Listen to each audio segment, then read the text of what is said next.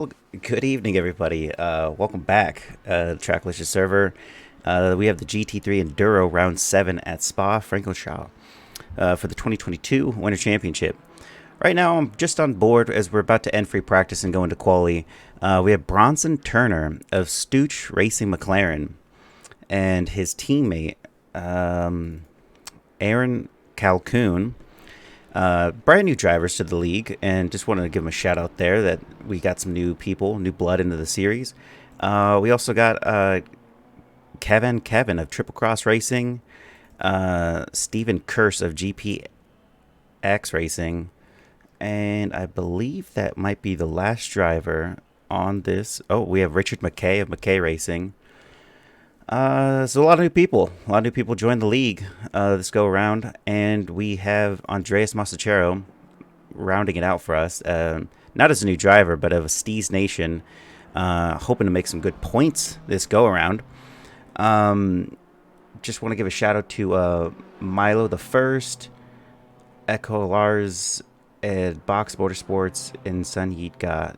Thank you for the follows. That was probably really not done while someone was streaming. How's it going, Quardo? James Cardo. It's a little something in my throat here.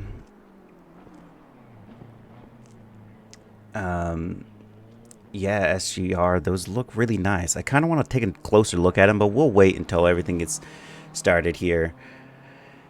As actually, we have a couple more drivers that are still going to be crossing the line. I'm going to go back and see where this Andreas. Let's take a quick look.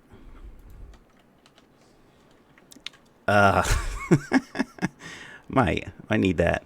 But you could just tell the level of detail that Stooch Racing really did here, as they have these nice looking tire model, and even on the back end there, on the wing, that just has a lot of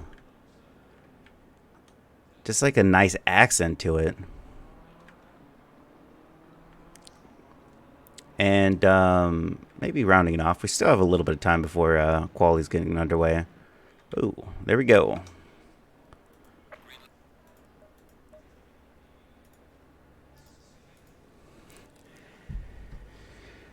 I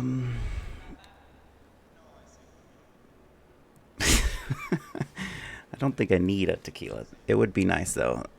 That flag is backwards on the driver's side. um, yeah, it definitely looks. I like that black and purple accent. Really nice. Let's see who's going out on track.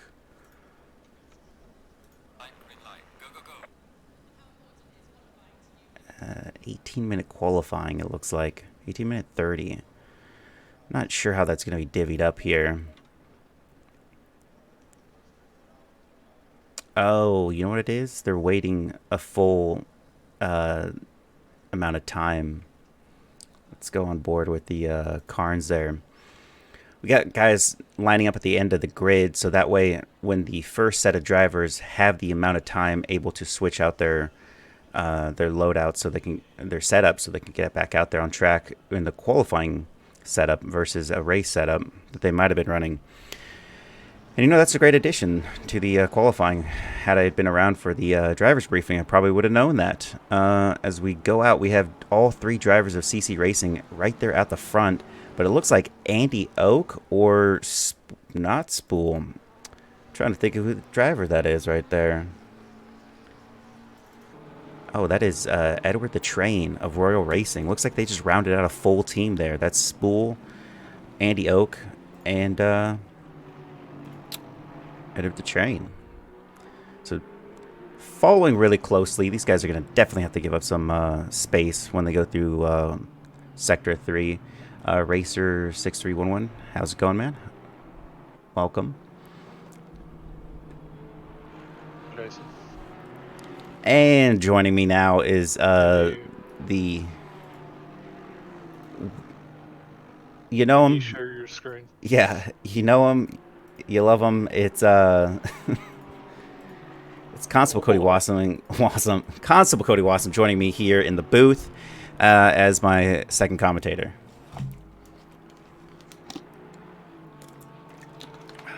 Yeah, sorry, Wassum. I believe there's something stuck in the back of my throat.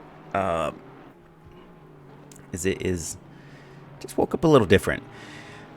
For everybody joining and are trying to make sense of all these different colors on these drivers next to the driver backgrounds, that is the red background for all Division 3 drivers.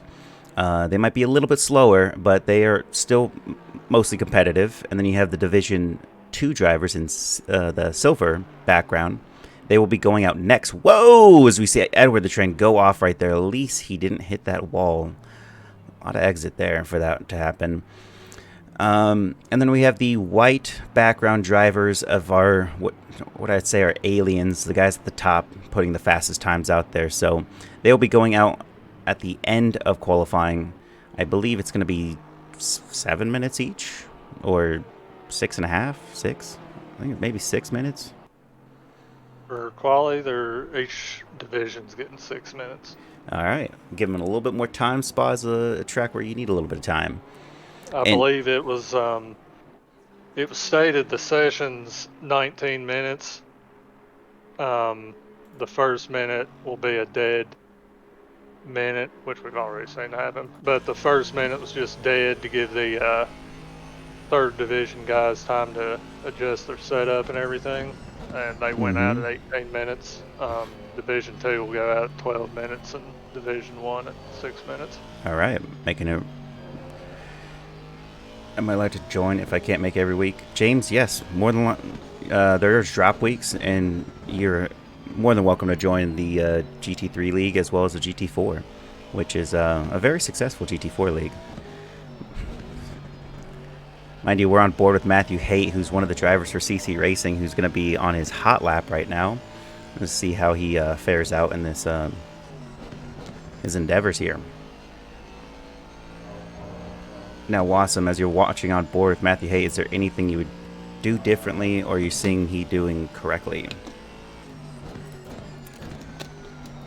I mean, we missed the apex a little bit there at the start of this section of corners, which is really easy to do. I always found that little,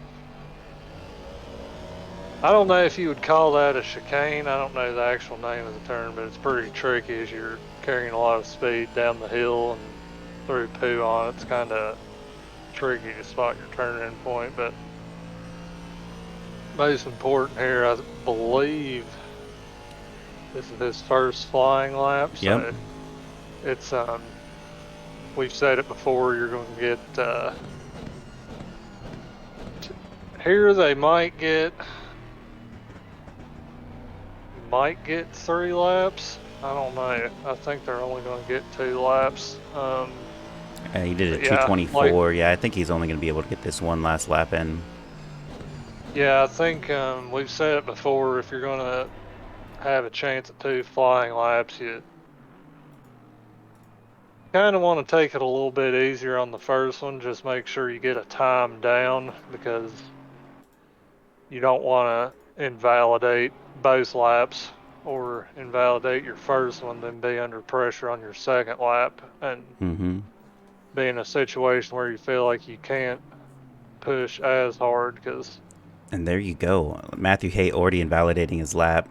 And then Jose Bravo, the Tacos Locos team, now going fastest overall with the 223.2. Bronson Turner of Stooge Racing, a new driver here, gives a 223.3. Andy Oak sitting there in P3. Matthew Haight goes to the pits. George Elmer is joined the Tacos Locos team. In the wrong livery, but still mostly correct there. And he's P5 right now. Del Becky of CC Racing is also in P6. Richard McKay in 7 with the 224. Aaron Calhoun with the 225. Romulus is back in the old racing in the car 555. And he's doing a 225.9. And Train with Royal Racing doing a 225.26. Sorry on that one. Andy Oak's already a full second faster as he's entering the second sector.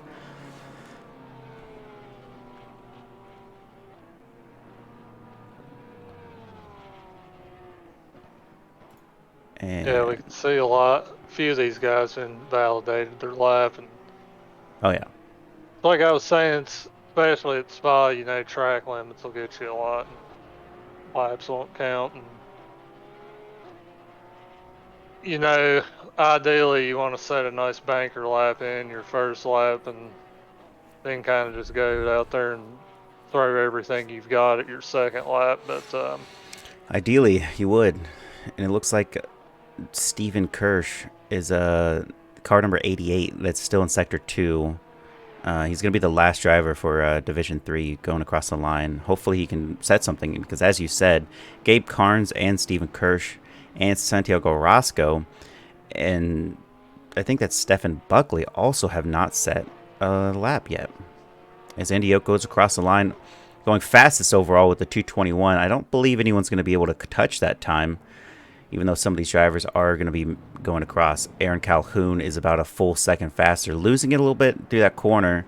Still going to gain some position here as he crosses the line. And stays P9. Oh, Santiago Roscoe going across the line with the 222. Bravo with the 222.8. Richard McKay with a P4. Bronson's a P5. Delbecky 6. Kirsch is going to be sitting with a valid lap in 9. Elmer's 8. Calhoun 10. Romulus, Carnes. So that's the shape up of the Division 3 drivers.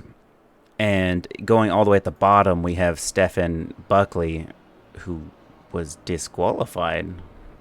I don't think you can get disqualified before the race starts. he may have had a qualifying ban, Oh, okay. I think. That could be that. And if that was the case, then he's just going to be sitting in the back of the grid anyway. As we have Jed Engelman, as we'll go on board with him. Let's go cockpit. Hey, see how he does. Jed Engelman leading the Division 2 racers in this qualifying session. But overall, he's close to it, isn't he? If I'm not mistaken. Could be, yeah. Let's see. So going to the Division Championship Series right now, we have Chronotis in P1, Andrew Pickerel in P2, and Jed Engelman in P3, followed by Reggie King in P4, and Eric Ducassian in 5th. Those drivers are all going to be battling it out for tonight, trying to maximize points by the end of this session. It's going to be double points for the Enduro, so this could be a big stretch for Pickerel to keep or Jet to snatch away from him.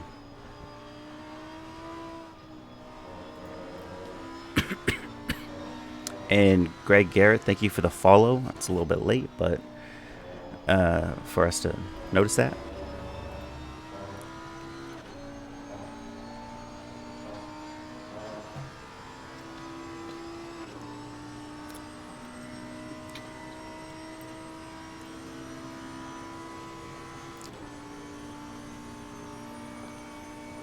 Now, whilst going to bus stop, do you ever look at your race logic, that timer, and just think, if I cross this section right here, I know I'm going to be at least here? You could see the predictable, but like I kind of like looking at it just to see whether or not, I'm going a little bit faster through the first two sectors. Yeah, I have tried to do that sometimes, but it's kind of tricky to do, I feel like, because you have to make sure you're looking at it at the exact same spot Yeah. every lap. So, like, yeah, as you're saying, like, I think a good spot there would be maybe when you're coming out of Blanchimont and right before you hit the braking zone, or look over your braking marker. You could also look at it and think if you're up on your time or not. It could also be used in situations where you're primarily, when I've used it, is kind of if we're in a qualifying session where it's borderline whether you can get 2 or 3 laps in. Mm-hmm. And you can kind of glance over at that, and also you've got your session timer at the top of the screen. But I'm trying to think which car it was. There's a couple cars, and it depends on your FAV, of course, there's a few cars I don't think you can see the timer in your car. I don't know the exact term for it, but the thing that shows your yellow flags, etc., the little light that flashes in your cockpit. That little box, I think in the Ferrari, I could never see it in the Ferrari, but other cars, I guess just where they have it mounted in the car, you can see it. But Now, yeah, normally you can use your predicted lap timer, and but mostly what I focus on is just my delta, just to see if I'm improving or not. And yeah, that's a good one to be looking at. I just sometimes like to think if I could get through this sector at this time, then I know I'm going to go through another sector a little bit faster. But we have Andrew Pickrell sitting with no time made at all. He's about to.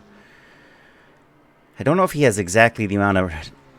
No, he doesn't, because we're at that 6 minute mark. He has to nail this lap, or else he is going to be sitting at the back of the grid behind the Division 2 drivers.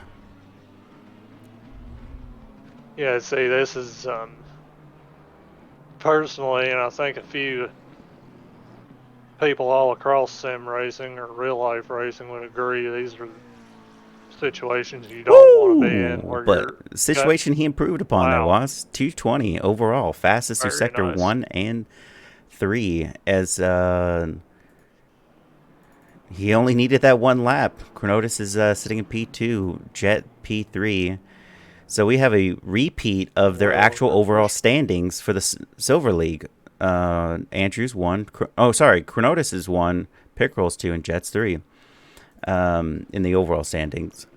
And then we have Reggie King in P7. Tanner Masters is in P12. And Kevin of Triple Cross Racing, unable to improve upon his time, sitting in P21. And Spool not had made up a time. It's unfortunate. And I'm sure we can go on board with this driver. No, whoa. I just assumed that Ed man, Kerstetter would be our leading man here, but it looks like he is going to no be doubt. sitting next to Danny Looks Baisden as they go looks like through. these boys are pretty bunched up here. I hope they're going to spread out a little bit before they get to the bus stop. But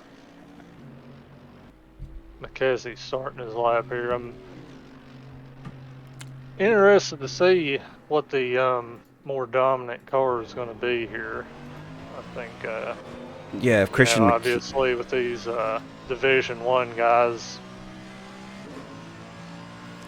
Yeah. they're going to be able to drag the performance of the car up a little bit just with their skill. But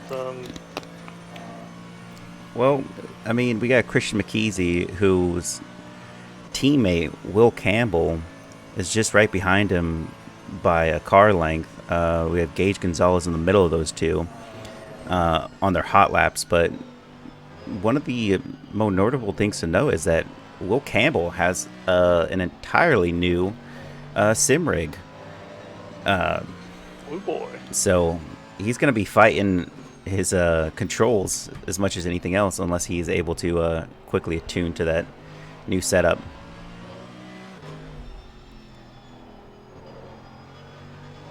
I think new sim rigs are the hot trend around Trackalicious right now. Hey, you got to get them while they're still Right? there, Yeah. because it looks like everything's going out of stock.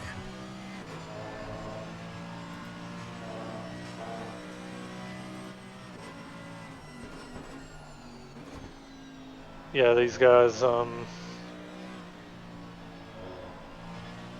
obviously they're going to want to qualify as well as possible, but, Spa, as we go through Eau Rouge and Radion and up the Camel Straight, we're going to see a lot of guys 2, 3 wide jockeying for position. Not so much in GT3 racing, I don't suppose, but as you've heard in Formula One, at Spa especially, you don't necessarily want to be on pole position on that first lap, because it's likely if you get a good start and keep it through La Source and Eau Rouge Radion, as you go up the Camel Straight, you're just gonna pay the guy behind you and lose the position. But since we're starting after La Source here, I think Ooh, look at that. races at Spa are always tricky at the start We in got ACT. Yeah, Gage Gonzalez goes fastest with a 218, fastest through sector 1 and 3. Jakob Padberg of Ardon Racing goes third fastest, as Ricardo Rivera, his teammate of Gage Gonzalez, the Puerto Rico E-Racing Club, now just goes about 5/10 faster than his teammate, as well as Andreas Masachero crossing the line with a P4. Ali Raza of Turner Motorsports sitting in P5 with a 219. Ed Kerstetter with a 219. And we got Mike Burkhoff with a 219.8. Chris McKeesey looks to have just set his time and went to the pits as he has a 219.7. You have Jarek Snyder with a 220.3. And I think that's going to be it for all these drivers. Besides, I didn't even think about this. Will Campbell must have invalidated his lap as he is sitting back out there with no time made, as well as Riley Manier of Adidas Parlay. So it's unfortunate for them, but sometimes, like you said, Wassum, it's better to just get a lap down versus hope that you don't invalidate this next one. It's certainly important for the Division 1 guys and Division 2 guys, because as you can see on the timing sheet, there's quite a big margin between pace, so you don't want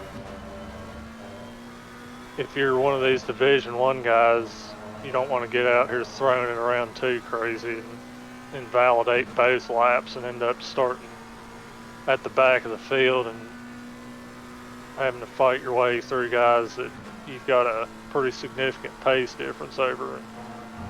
Yeah. Also, we got a pretty big field here, so it's going to be tricky. Yeah, 34 drivers on the grid. As car number 888, Padberg has gone off. He's going to invalidate his lap, and Gage Gonzalez really pushing it, trying to get overall Ricardo Rivera here. He's 4/10 faster. He goes faster, but just barely. If Gage Gonzalez... Oh, no, Gage Gonzalez goes into the pit lane. That's unfortunate. We'll go to somebody that's about to cross the line. Where's Riley at? Riley Manier crosses the line. So this is pretty cool to see. The top three here, McLaren's and the pole in Division 2 of McLaren. So, and we have Ed Kerstetter already a full second faster, and that might put him where he needs to be crossing the line. Only goes P4. Yeah. And Mike Burkhoff crossing the line gets P9 out of it. I think here Rivera and Gonzalez probably having a little chat. Man, half a tenth within each other. That's cool to see. But I think they should be having a little chit chat here and be playing ball with each other on this start, because they can find their way through Eau Rouge and Radion. They could maybe get side by side and just do a little formation up the Camel Straight and keep from one of these guys grabbing P1 or P2 off of them. But yeah, it's going to be tricky at the start, but yeah, 90-minute race. I think everybody will kind of have their head on straight, and a lot can happen in those 90 minutes. There's no sense in trying to gain a ton of positions within the first minute. All right, so locking out the front row here is the Puerto Rico E-Sim Racing Club, and then we have the Adidas Parlay in Area 52, and then we got some more drivers. We're going to start towards the back of the pack, though. So we got a lot of drivers, a lot of new drivers, too. Look at that balloon.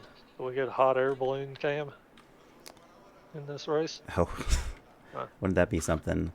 Going at the back, we have Stefan Buckley, the car number 73, is followed by a Coral and car number 26 of 360 Motorsports, Spool of Royal Racing in car number 66, car number 86 of Kevin, and then as teammate Edward the Train in Royal Racing in car number 8, Gabe Carnes in CC Racing. You can see him there, as well as 555 of Romulus. And this was a cool one. Wass, you got to take a look at this McLaren here. This is a new team, Stooch Racing. Got this really I'm nice. digging it. The purple to pink to aqua blue transition. Yeah, and the GPX Racing of Pretty solid. Aaron Calhoun in car number 88. No, sorry, Stefan Kirsch in car number 88. Calhoun was that McLaren that we were just looking at, 202. I gotta say one of my personal favorites is the Tacos Locos car.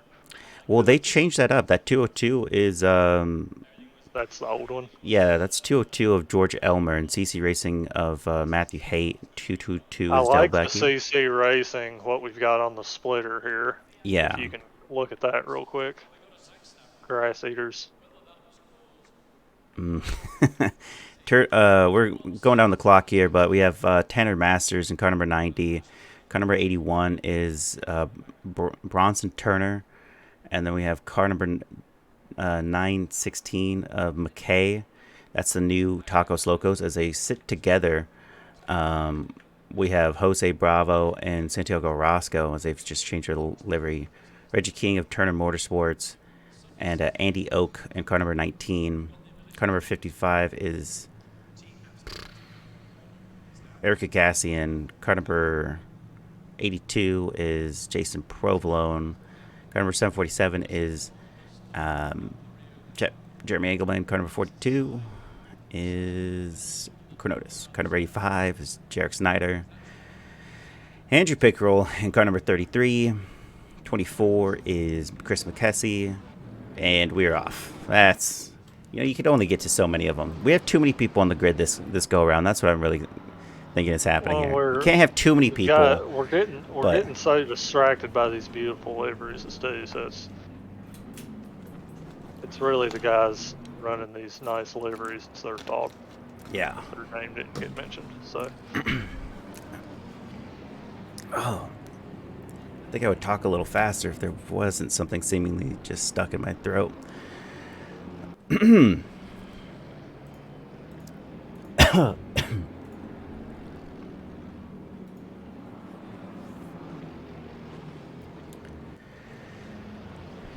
And the track is optimum. Temperature is 21 degrees on track.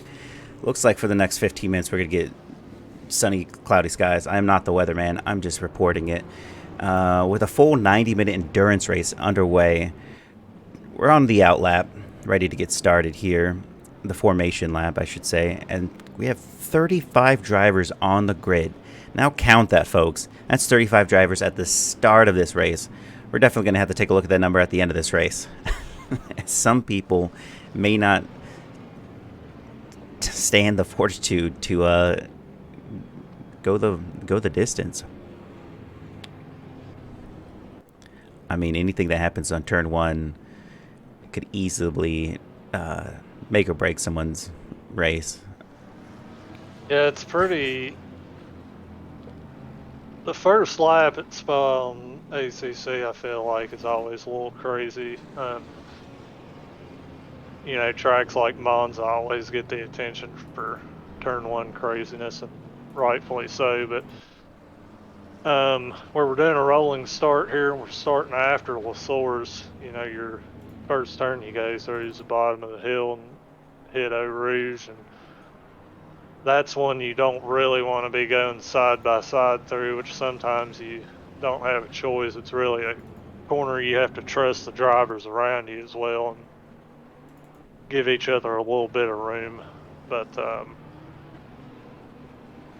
it's also it's a bit tough at the start of races, I feel like, or later on if you're trying to attempt an overtake going up the hill, because I'm sure this has happened to you, Jason. If you're following somebody really close, you can kind of lose track of where the corners are and where apexes are, especially as you go up over Radion, go over the crest. It's kind of a blind crest, and it's even worse if you're following somebody close. You can kind of lose track of where that curb is and get an off track, or potentially lose control of the car. But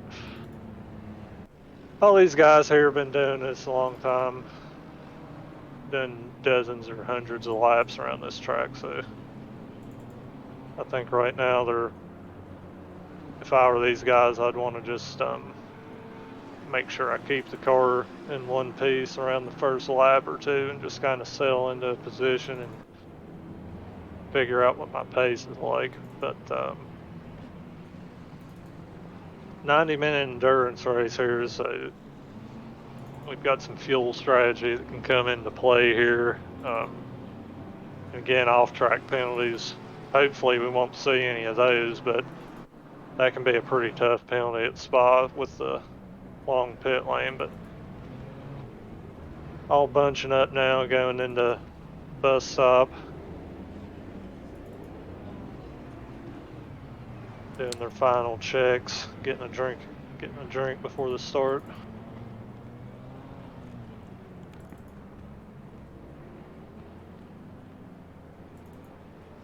Nice to see a GTR here. That's the bravest guy on the track.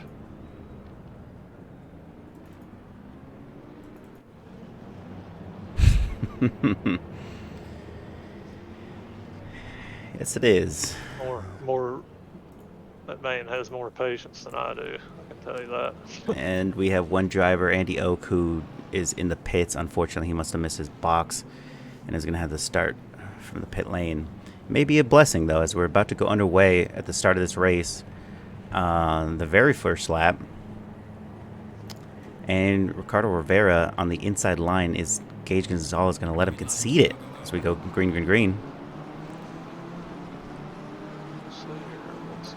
Oh, he overtakes his teammate already, Ricardo Rivera. Gage Gonzalez goes over. They compromise each other. This may give...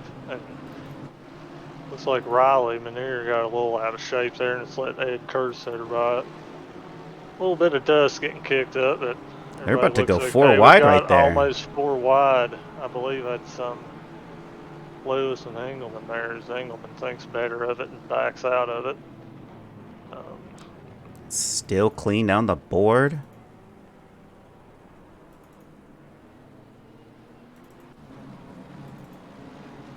As Ed Kersetter is going for it, down the inside line of Ricardo Rivera. Gives a little squeeze there, and there he's got it done. That is an overtake already for Ed Kersetter, now in P2, separating the Puerto Rico E-Racing Club. And that just goes to show you what can happen at Tracklicious if you end up joining a league. That was a pretty clean start. We got a very nice S following right here as Padberg has been overtaken by Andreas Masachero for P5.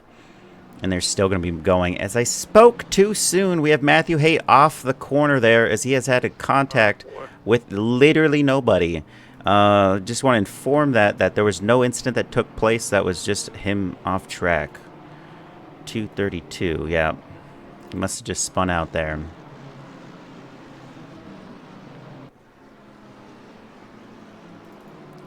Still really clean. Looks like Jet wants to have a go at Jeremy. Sorry, Jarek.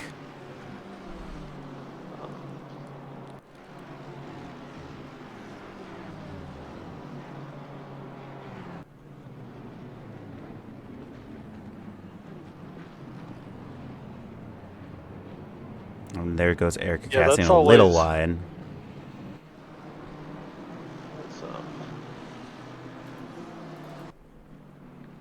Now Gage Gonzalez still on the attack for Ed Kersetter here.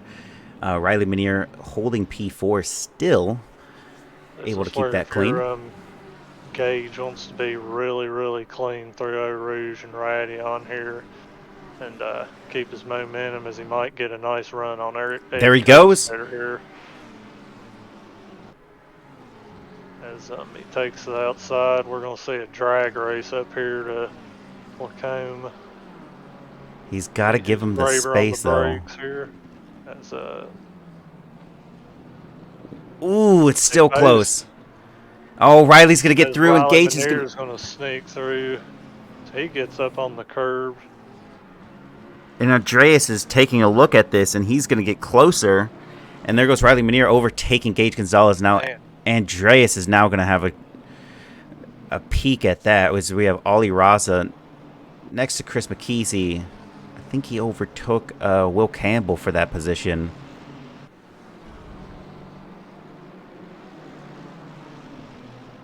And Mike Burkhoff in the back there in the red. I really thought Gage had that done on Kerstetter, but I think he just needed to stay in that toe a little bit longer. Whoa, no! Ollie Ross is off the track. That was some overseer. Yeah. That's the same corner we spoke about in qualifying, really tricky. Turn you're carrying a lot of speed into is Mike's eyeing up William Campbell here. See, it looks like he's got a run here. He may try to stick one up the inside into Blanchimont. Looks like Campbell's got that covered off though. As Mike being smart here tucks in behind him. So Campbell's gonna make him fight for this one. As Campbell a little too late on the brakes, runs wide through the bus stop. Riley Manier's going to have an attack on Ed Kerstetter. Down the inside line he goes and overtakes Ed Kerstetter. But is he going to have a go at him back? Not side by side. I think Riley Manier is going to be able to take this away. But they are now side by side. Say a little Mark Webber, Fernando Alonso. As he tucks in on him. Goes a little wide. Gage a chance.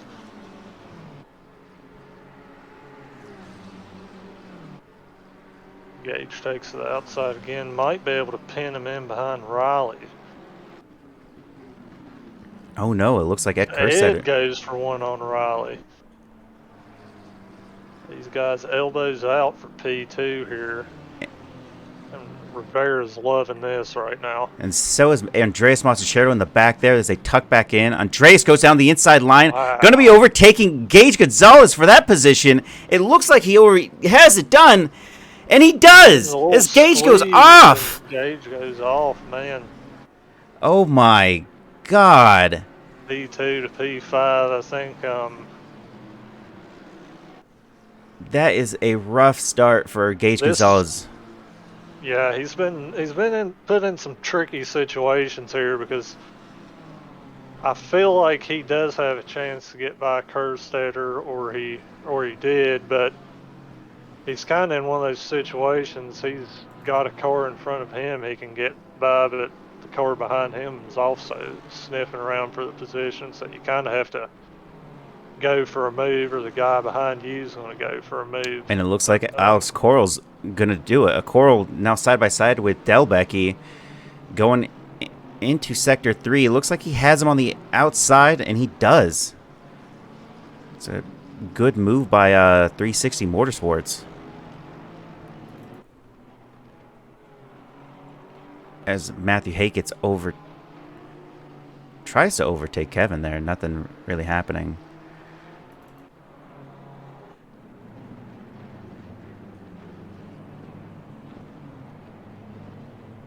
And it looks to be like... These are teammates, I believe, right? They technically are teammates, so I don't know. It's definitely running a different livery. We've got 5 BMWs running here together. Nice to see the BMW club hanging out, spending time together. And a little bit of distance has formed in the top 5 as we have... Andreas Montecherto now held back a little bit by Gage Gonzalez. Now has a nice toe on him, but Ed Kerstetter has that gap. So the defense of Andreas having to show them just being that much farther back. Let's see if they can hold this. No. Oh, careful, boys. Gage has lost out a lot of positions throughout this sector alone. think he just needs to keep his head down and Yeah, try for something else. Yeah, I think we're only 10 minutes into this one.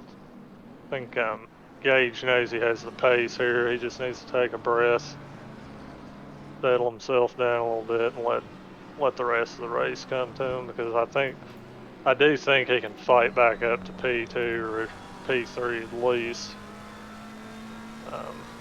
Yeah, he'll get settled in here, burn some fuel off, start to get the feel of the car a little bit more.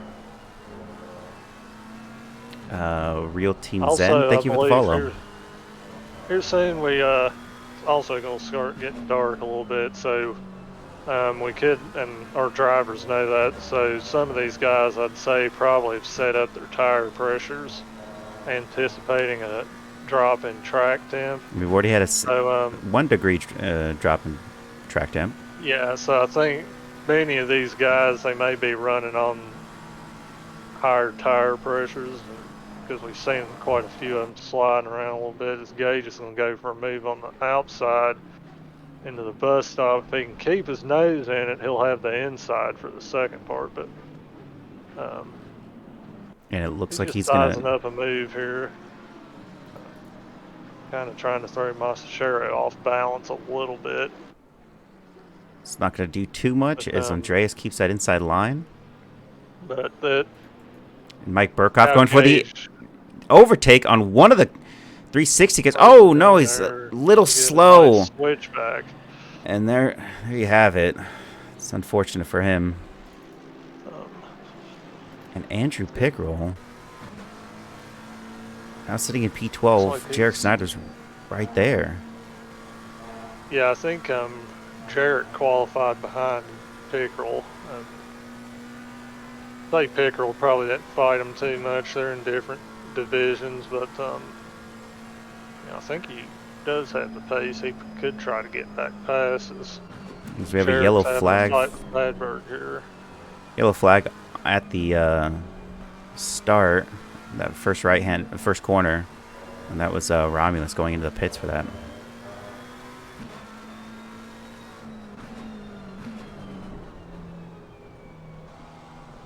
Oh, and Padberg goes wide.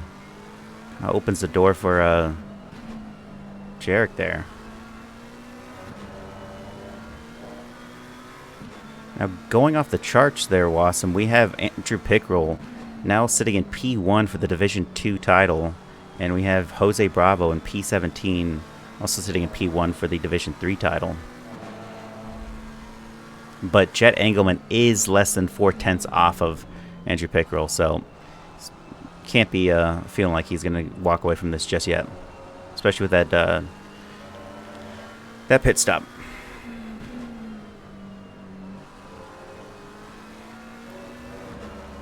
I really...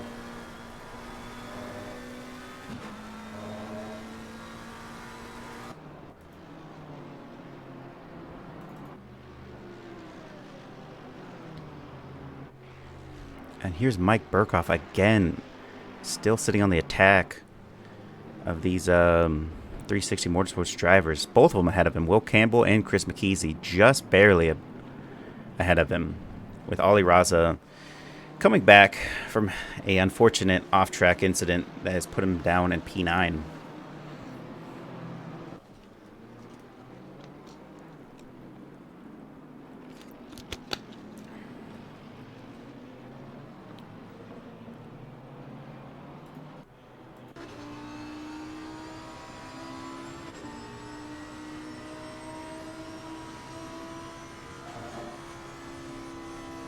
It looks like Riley Meniere's kind of cut into Rivera's lead a little bit. Lap or two ago, I think it was about 30 seconds. Now it's down to 2.5. See Mike Burkhoff here is still working on Campbell. And this could drag Ali Raza into the fight a little bit.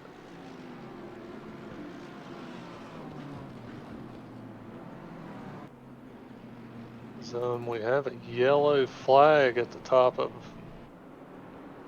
Lacombe, I believe. That was Erica Cassian. Yeah. May have gotten off track a little bit. And that is Tanner Masters overtaking Jose Bravo for P17. Was A that? nice little pack forming here. And something to be aware is car number 90 and 44, Reggie King and Tanner Masters, have made contact. That's the yellow and red cars that you're looking at. Oh, as he goes awfully wide, Tanner Masters now about to lose out his position to Jose. No, still keeps it. I mean, with that much of a difference off track, you'd think he would have lost a little bit more position there. As we have Spool sitting in 21, attacking Turner.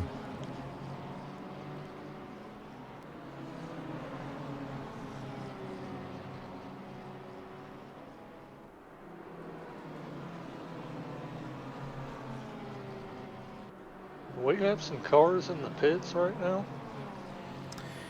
We have Kevin. He's one lap down. So is Romulus. So I think Romulus might be retiring. It's unknown. And there goes Spool. For a move late on the brakes here. See if we can hold it. He's got the inside line for... Get acceleration with the Porsche, so I think he's going to win this one out. Nice job. And at the same time, we have Reggie King fighting with Jose Bravo. Really close. It almost looked like they touched, but they didn't.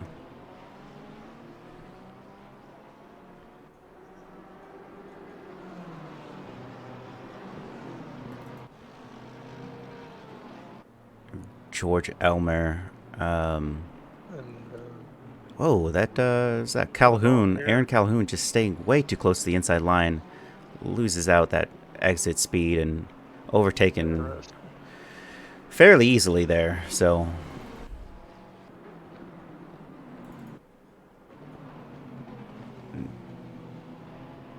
Turner not giving up just yet. It looks like he was going to try to make a move. Didn't make it, but George Elmer of Tacos Locos is definitely thinking about it. Going by the top of the grid, we have Ricardo Rivera still holding P1 with Riley Minier about 2.7 seconds behind him. Ed Kersetter's half a second off of Riley Minier. And Gage is about a second and a half off of Ed Kerstetter, as well as Andreas Masachero not getting any closer. So I guess in that, what we didn't notice ourselves, Wassum, is that he was able to make that overtake when we were looking at something else. So there goes Gage Gonzalez sitting in P4. Ooh, as Ed has closed the gap on Riley Minier.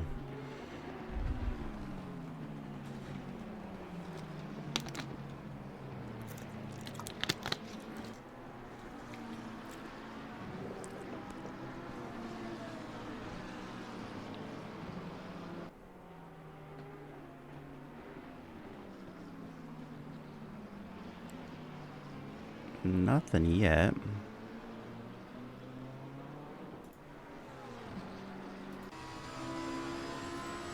Let's actually go to... Yeah, it does seem like these McLarens have some legs on the straight.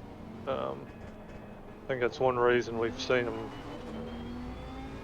so high in qualifying, and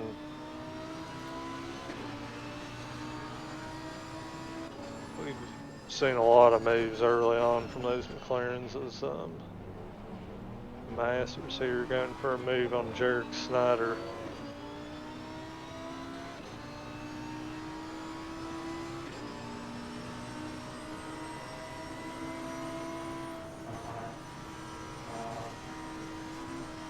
That's a full track cut. I would be hesitant to make many of those.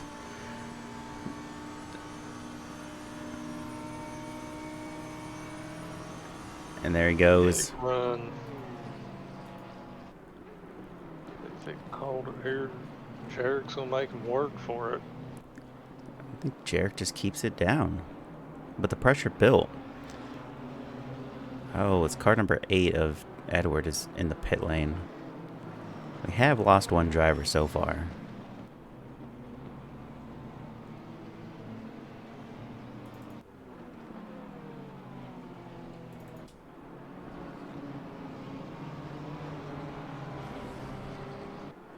Looks like Spool sitting in P20. Putting the pressure to Jose Bravo for P19. Ooh.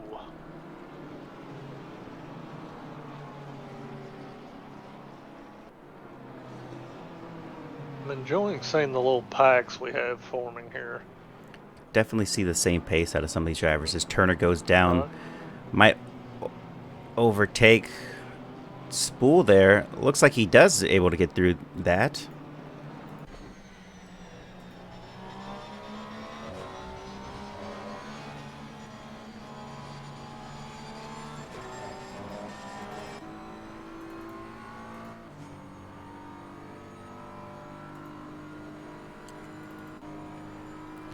Those drivers are still battling. Car number 88. Who's that? Oh. It's all good. Car number 88 and car number 13 of Gage Gonzalez had made contact. It's unfortunate. Like,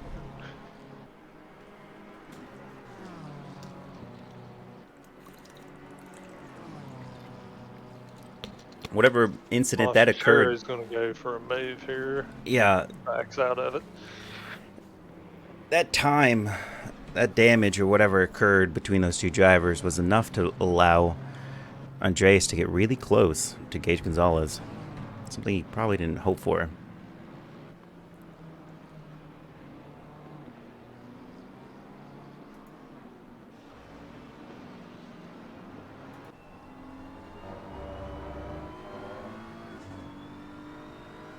I think we're seeing a lot of good decisions, a lot of patience from everybody so far. You know, Spa's a pretty popular track on ACC and a popular track in general, so most people know it really well and are comfortable racing on it. And we're seeing a lot of guys that, you know, they kind of have a little sniff at getting an overtake done, but they're kind of backing out of it and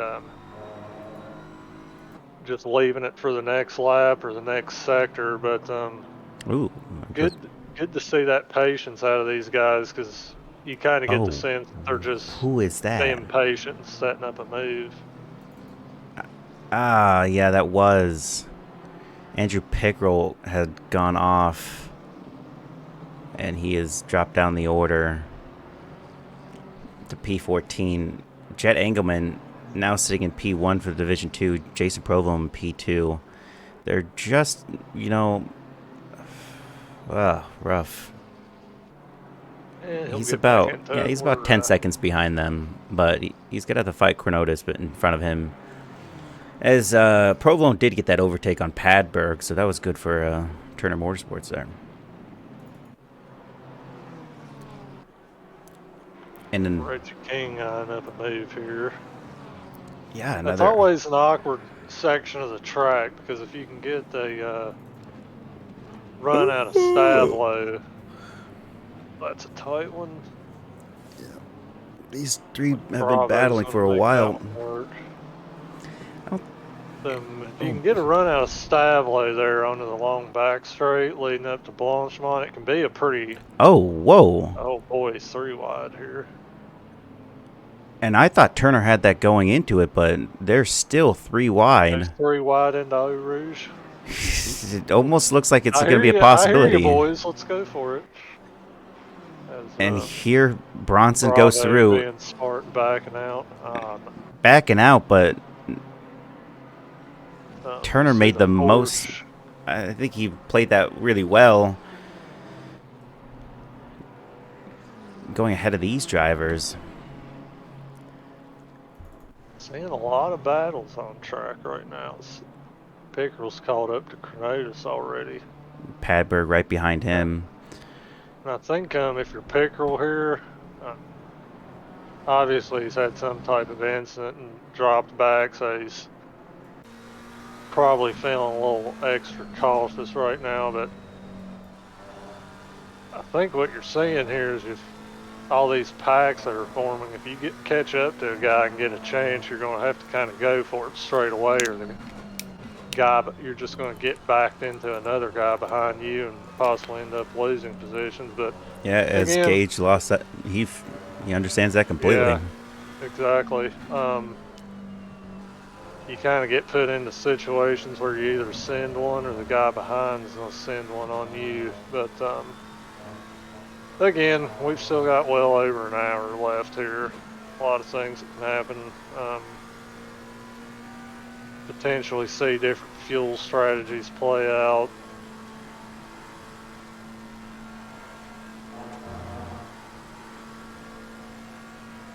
But I think Andrew Pickerel here, I think he knows the car is fast and he's feeling pretty good here as he brakes a little too late and has to possibly avoid hitting Cornatus there. See if he can line up a move through my source here up onto the back straight.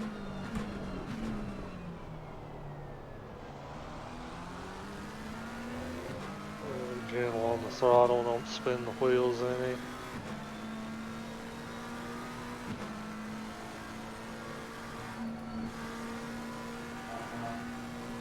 We're going to see this livery in action here.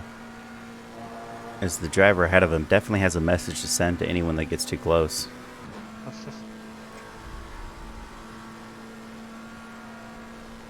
Looks like Cornatus had the better run through a Rouge and Ratty on there.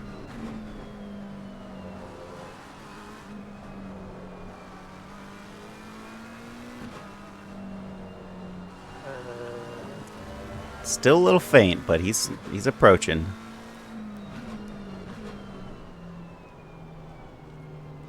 Cornatus getting a little out of shape there through Ravage. And as the Pickerel's going to take that. And down into P12 he goes. Now he's got Provolone and Jet to contend with, who are about... He's about... I think 6 seconds behind.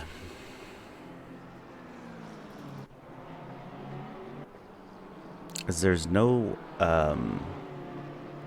dropping the interest here. These drivers are all just like this pack right now, consistently together. Coming up on a blue flag guy here. I believe that's Kirsch of car number 88. Does a good job staying out of the way and letting these guys get on with the race. And Stefan Buckley of Ukraine Simsport now fighting Jose Bravo for P2 in the Division 3, but Turner sitting in P18 but P1 overall in the Division 2. Or Division 3. That's really impressive. Eric is P15. Yes, he is. He's sticking right up there. He's P5 in the Division 2. And I believe he's P5 in the actual overall standings for the Division 2. I think Buckley has a good chance here. Had a pretty good run there. Whoa! Brakes going for it. Yeah, it's way too much of a send for that to be a thing. Work. Careful. Giving back the position as well, I believe. Doing the right thing. Yeah. Well. Yeah. He's found the limit and crossed over it a little bit. So. And that limit allowed Spool to get right back up there with them. So.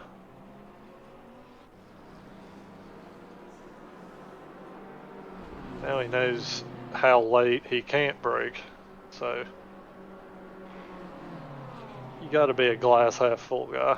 You know, and I've been seeing a lot of these guys cut that, but like I feel like some of these guys cut it too much, and we're gonna be seeing some track limit, some drive-through penalties. It's pretty tricky. You can take a good, and it depends on the car too.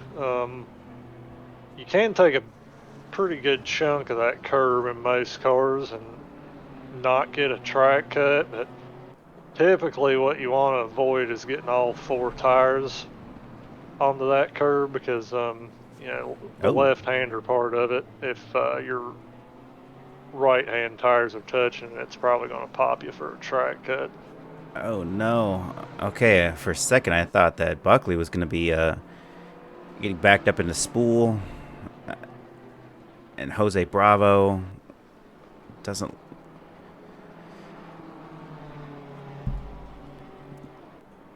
These drivers have been nothing but consistent with each other, so I hope that when the time comes that these passes occur, no one's going to be at into any weird, funny business incidences. Yeah, and I think up front, Ed Kersteger's still hanging on to the back of Riley. He's about a second off. We've seen that happen with those two quite a bit this year, especially the endurance races, the 90-minute races. So I think we could see a little battle with those two in the pit lane. So that'll be fun to watch play out. As Gage Gonzalez has entered the pit lane and is already going for his pit. Interesting. Yeah, that's as you. Whoa! Oh no! Oh no! As Ed's gonna Just the moment you said that, I click do over to them and Ed doing the gentlemanly thing there and giving it back to not him, but taking advantage of that. oh man, he got a little too close. I saw it was 0.4, 0.3, 0.2, 0.1, and then 0.0. Yikes. I'm just trading a little paint there. It's Reggie King going for a move on his fellow BMW driver here. And a move that I've kind of noticed, and I can't believe I'm saying this, we've seen a lot of moves going on there into Lacombe, and a lot of guys going in there side by side, and I think one reason we're not really seeing a lot of these moves getting done is they're perhaps giving too much space, because a lot of those we've seen, the guy on the left-hand side, they're kind of running up on that curb there in the middle part of the chicane, and the guy on the right-hand side's way over on the right-hand part of the track. You could almost fit a car between the two of them, and it's kind of cost the momentum of both of them. I think that's the reason we've not seen many of those moves get pulled off, but they are giving space. I don't want to bash them for giving too much space. It is difficult to tell exactly where a car is when you're running side by side through there. His Turner goes a little wide, maybe caught a little bit of gravel there. Yeah, but what's impressive about Turner here is he's doing 21. He's doing 2:21.9s as his last, and we got Reggie King doing 2:23. Jarek Snyder doing a 2:23. A lot of these drivers actually ahead of Bronson Turner are doing 2:22s and upward, and it looks like as we have Jarek Snyder going into the pit lane already, and that's just going to leave Reggie King and Turner to battle as Padberg also goes into the pit lane. Very risky move to do so this early in the race. 58 minutes to go. We could see a entirely different weather set coming out. Yeah, that's always a risk. I felt like in these longer races where you're going to have to pit for at least fuel. If it could be a viable strategy to maybe put in half a tank for the start, so your car will be a little more light and nimble for the first part of the race. But pitting this early, as you said, we could see a weather change, and if it's bad enough that you're going to have to pit for wet tires, and you've essentially done 2 pit stops compared to somebody who may have done 1. Especially a track like Spa with this long pit lane, that's going to be pretty punishing. Going over to another driver of Aaron Calhoun of Stooge, trying to make a go. Going down the grass and takes that.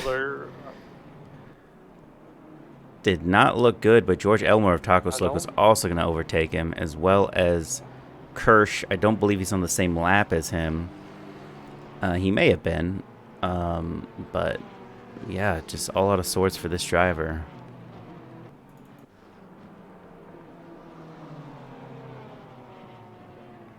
Buckley and Bravo still going at it.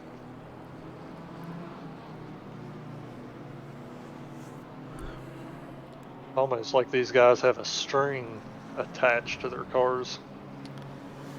Can't get away from each other. Oh no, what are we seeing here? Padberg is Gage still having a in the... race? Or did he drop that? So you're saying... Several drivers still in the pit lane. Padberg finally coming out and Jarek finally coming out. Gage is dropped down to P28. Padberg has a stop and go penalty to start with. Oh, that is unfortunate. It's really going to put him down in the... As he's already dropped down towards the end of the pack in general. That's going to be... He's fed in the pits there at some point. That's really unfortunate. Oh, and there goes Stefan Buckley down the inside line. Overtakes Jose Bravo, but is he going to be able to keep it? That's the real question. As we go up the hill. I think we've seen this a couple times.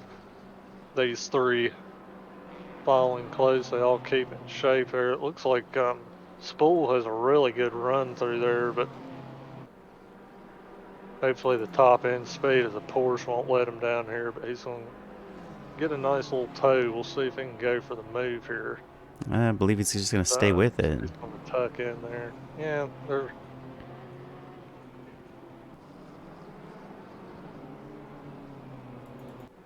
No rush from these guys. I think they're kind of enjoying this battle the three of them are having right now. Oh. He So, overtakes him.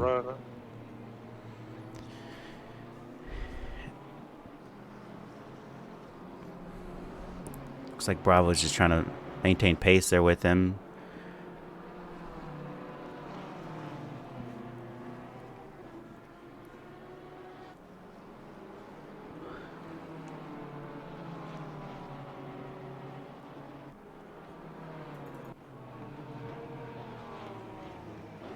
And Richard McKay battling Delbecky of CC Racing, car number 222, right ahead of him. Let's see if anything happens here.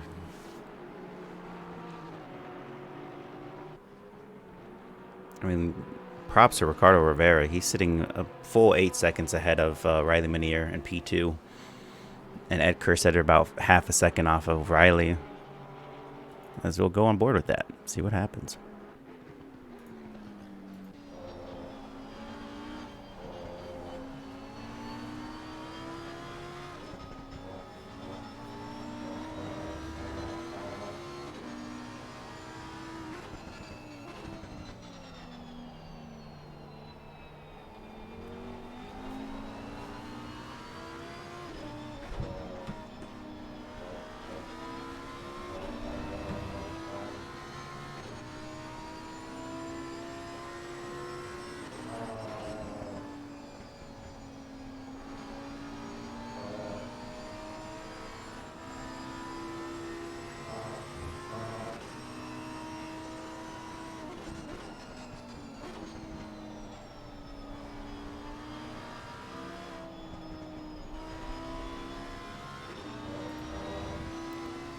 He's about 2/10, 3/10 off of him. Oh, car number 222 of Delbecky. Looks like we got some issue at the bus stop here. He is sideways. He did not make contact with another driver. That much just could be said.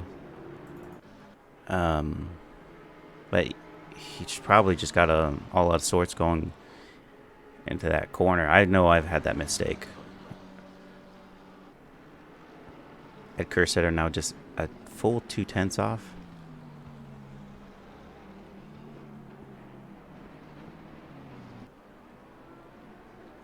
Riley holding down that inside line. Very strategic. Riley knows all the places he needs to place his car in each turn to prevent a potential move up the inside.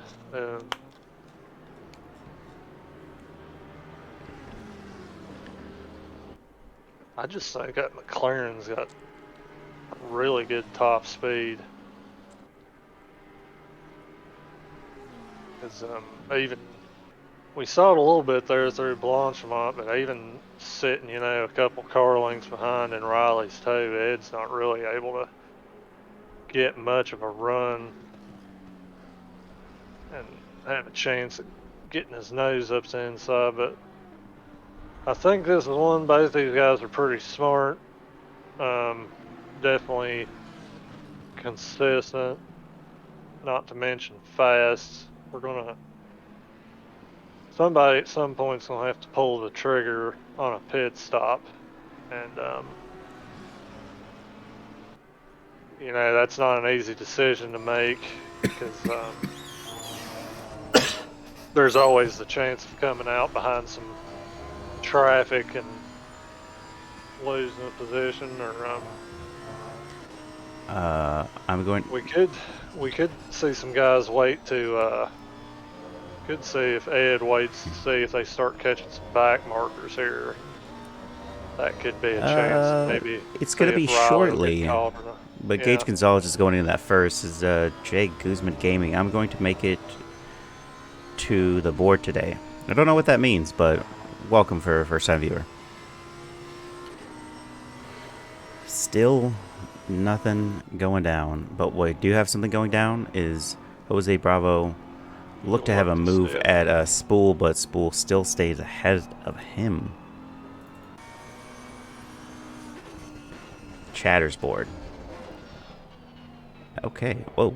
Riley running a little wide through the bus stop. We'll see if he can park it there on the exit. Ed might have a little bit of a sniff in the source here. Oh, it already looks like he's going to go for it. See a change of position here. Ed's taking that inside line, and he's going to definitely make a move. Ed gets it done. Oh, there goes... Riley switchbacks, and very nice. Looks like Riley's going to be able to hang on to this as he carries momentum nicely through the hairpin.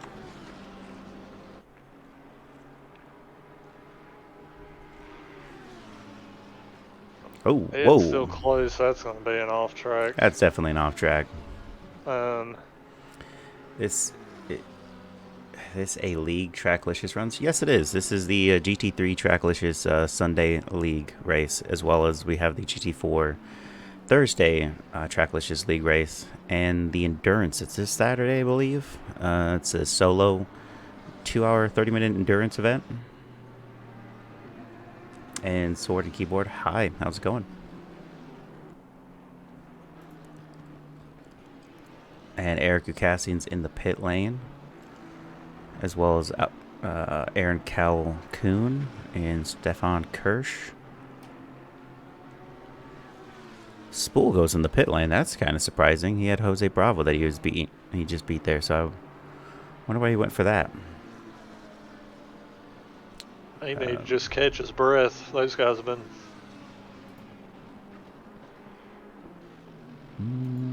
Those guys have been swapping positions, fighting the last 40 minutes or so. You may need a little chance to relax, and thought the pit stop would be a good time to do that. Yeah, the endurance race is at Kailami. It's 2 hours and 40 minutes. It's on April 9th.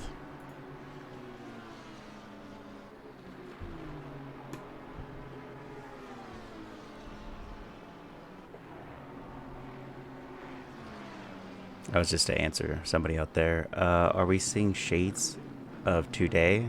Charles versus Max? Oh.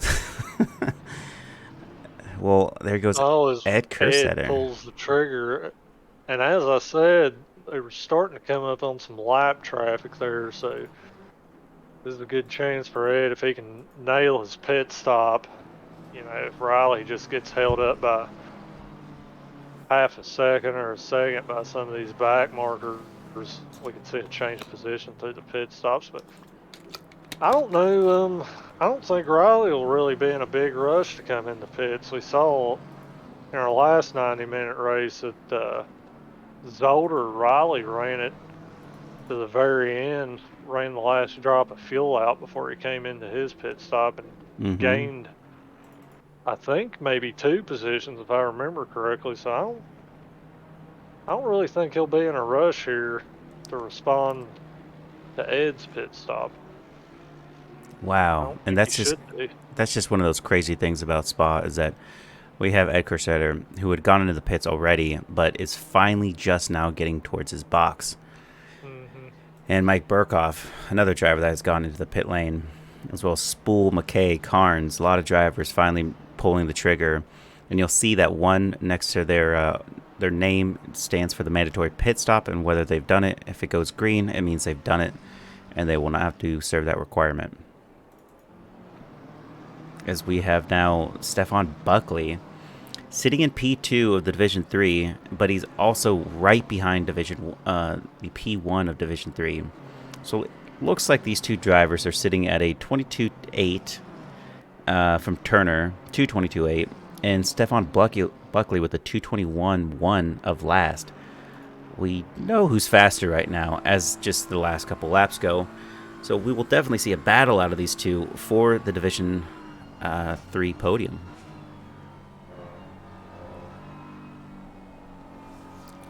Jay Guz, I'm not entirely sure, but he just mentioned that in the endurance part of the Discord. I'm sure somebody will be able to answer that for you.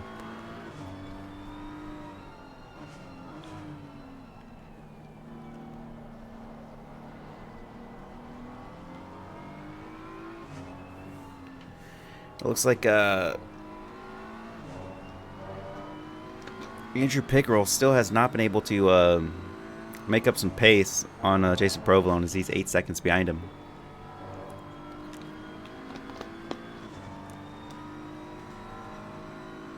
Is Riley and Masachero have come into the pit, so they're reacting to Ed Kurtstedter's pit stop. That definitely sounds like a Ferrari Red Bull moment to me. Whoa! Oh! Reggie out of sorts and just turned it. Oh. Thankfully, it looks like he's up and running again. I don't think he is up and running. Anybody.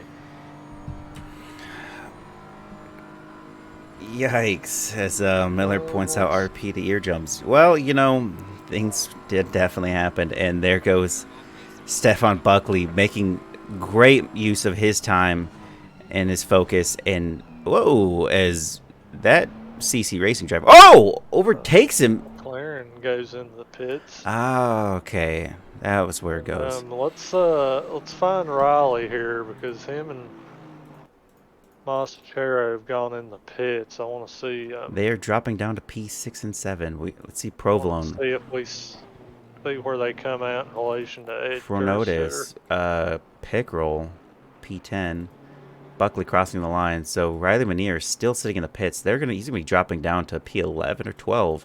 No Turner, he's gonna go to at least 12. No Jose Bravo's crossing the line. He was not gone in the pits. So it looks like we're going to see Riley Manier and Masachero dropping down to P13 by the end of this, as Reggie King just takes his time to go right into the pit lane. And Ed Kurtstedter crossing the line right now. Looks like seems like he Riley's has that hold done. on to P2. Unfortunately, wait, yes, he does. does. Riley's way ahead of him. Yeah, he's way ahead right there. That looks to be a nice move on Riley's part, but Andreas Masachero definitely did not make out on that same call, as he's sitting in some lap traffic, but also just not where he should be, about a couple seconds off, about 6 seconds off of Kurtstedter. Our leader's also in the pits here. Now that's where we should really see something interesting happen. Christian McKeesey of 360 Motorsports is going to stay out here. We have Ollie Raza going into the pit lane. We have Will Campbell. Let's see what Will does. Will decides to stay out. Jet Engelman decides to stay out. Jason Provolone goes into the pit lanes. He dives in. Our next driver will be Chronotis. Let's see what happens here. Jay Goose, that will be a solo endurance, 2 hour and 40-minute solo endurance, and Chronotis stays out. Very typical Chronotis, though. He never really bucks with the trend when it comes to pitting with other drivers. Going to take Stefan Buckley here for a guy that's going to go into the pit lane. He does not. He stays out. And the next driver that will upset the course of this roster is Jose Bravo. And what is he going to do? Is he going to go in, or is he going to stay out? and he decides to stay out. Riley Minier is right behind him in P10. And that's what really matters here, people, is that we have Ed Kerstetter and Riley Minier, who are the provisionally P2 and P3 finishers. Ed making up a little bit of time. We also have a Porsche who's already a lap down. Yes, we do. And where is Ricardo Rivera? Just exiting the top of the hill there. He is not going to have to worry about these drivers as they are just entering.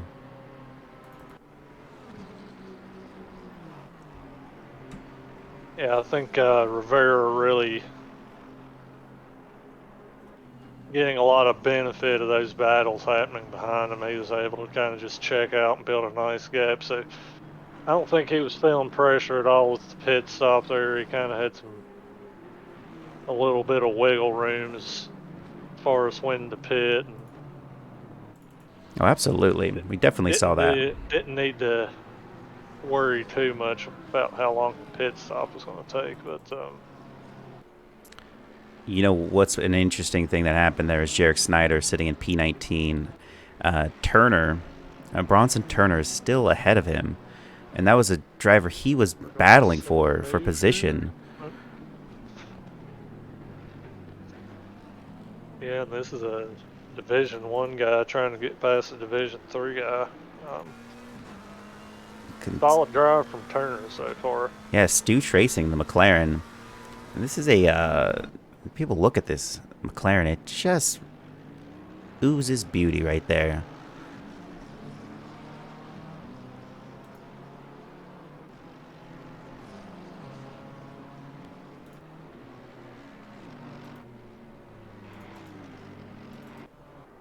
Mike Burkhoff overtaking Santiago Orozco in Sector 2. Just briefly we were able to get on that one. As Jarek Snyder is still about 2/10 off of Turner here. Tries to go down the inside line.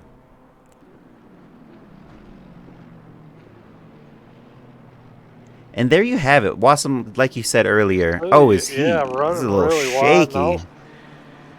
I think the issue there too on if you're on the right side and you kind of run wide through the second part of that chicane, you're getting offline a little bit and potentially getting in some tire marbles, and you lose a little bit of that grip. And if you don't anticipate it or catch it in time, you saw there Snyder ran off even into the grass a little bit. But you know, these guys race a lot. They've raced a lot together.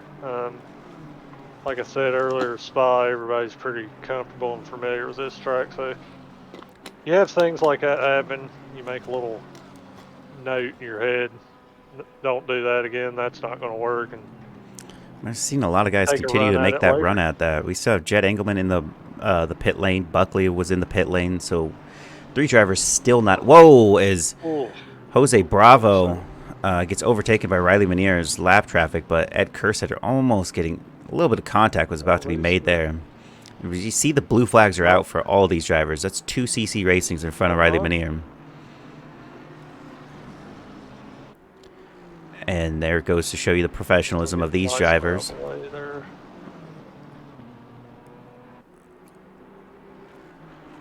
That first guy, though, Bravo got by. That wasn't not technically lap traffic. I mean, Bravo hasn't taken his pit stop yet, but oh, correct, yeah. I think Bravo was happy to let him go there. He's that's not his race. He doesn't want to tussle and lose time there. Yeah, and this battle is still going on with Turner still ahead, but ever so slightly. Once again, we're going to see some guys go too wide down into Eau Rouge. Snyder backs out of it. See if he can get a tidy little run through here. Hasn't run wide or anything. And car number 42 of Cronode is still staying out as well as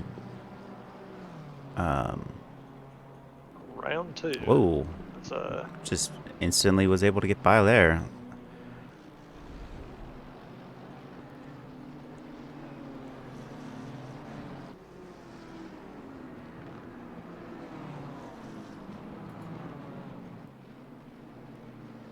And Turner, Looks like for now, at least, we're not going to see any weather for this one. So I think some of these guys that pitted already will be relieved to see that so far. Hopefully, I don't.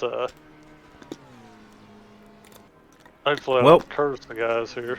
think of it this way, Wass. You got 36 minutes, 37 minutes left to go, and we got 15 minutes of weather we do know. Even if there was somehow the case that after that 15 minutes was rolling by, and then 5 minutes after that it goes to torrential rains, you'd be poised to just stay probably on that dry set until the end, because he probably had maybe 5 to 7 minutes left Yeah, we in that got. race. I know we keep bringing it up, but really long pit lane. Chris McKeezy goes in and You want does. to avoid taking that pit stop if you think you can keep the car together. And there's not going to be much gain for these two drivers that stayed out this long, so hopefully we see Campbell come in. No, he does not. He decides to stay out, and I believe that's just not. It's just not the strategy. There's no.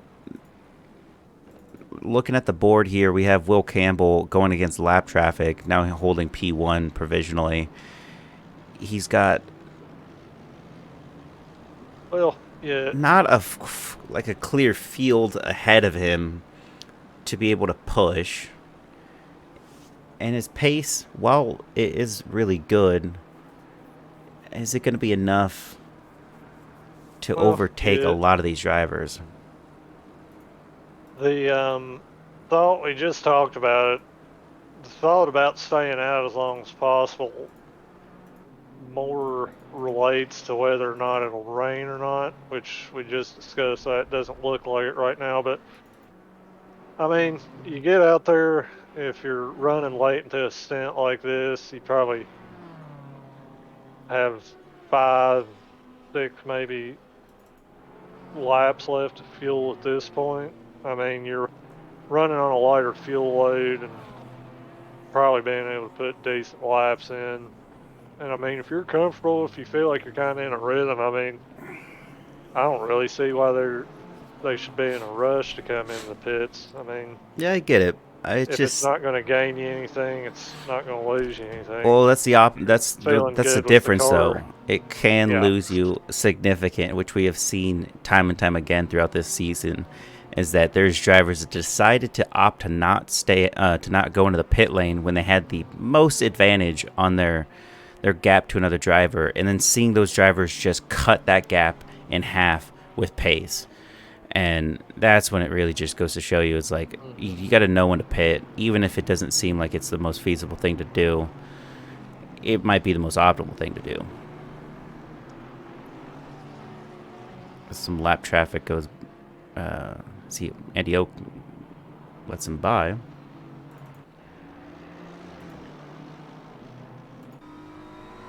Going on board with Andreas Masachero, who was in P4. We have two drivers that still have not gone into the pit lane. So I think Andreas is going to be able to pick back up on P5 at least.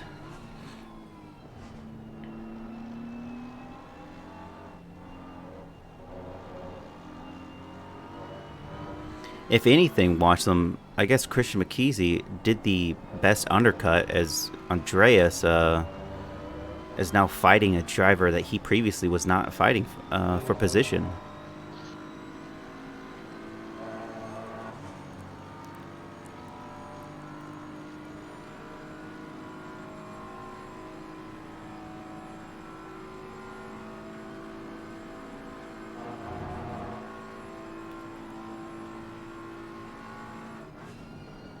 Ooh, careful, careful. They Whoa. both run off a little bit there. Oh, that's a It looks little. like And unlike Formula One, there's nobody's time that has to give that back. So you just. nah. I think I think he almost virtually cut it in half anyway, just by. McKessie may have gained a little bit there, but Masachero's already gotten it back. He's just gonna work on him a little bit. I think he knows he has a good chance to get by here in the BMW.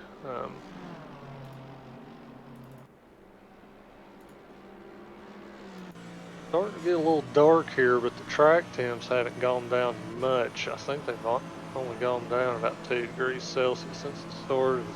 Masachero going for a move around the outside here. Ooh, all out of Hesitates a shape. little deep. Nicely done. There goes Andres Masachero through that. Just showing his racecraft right now.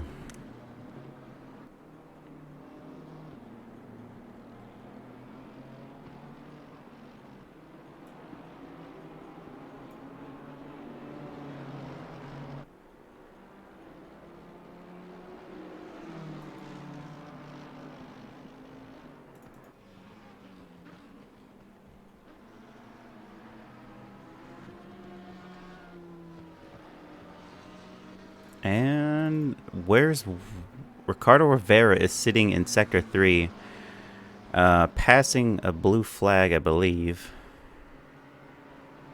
And we have Will Campbell, who was sitting in P1 provisionally, now gone into the pit lane and is slowly making his way across. So we're going to see Ricardo Rivera definitely overtake him to take back P2, as Chronotis still opting to stay out. There's clearly wear on that car, as we have 30 minutes left to go in this 90-minute Enduro.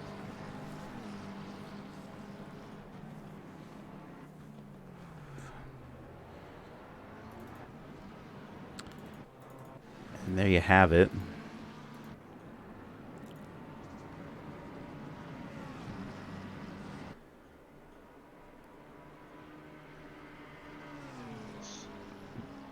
Now, I believe it was Gage Gonzalez that won the top step last race. And now his teammate, Ricardo Rivera, is going to take it this time.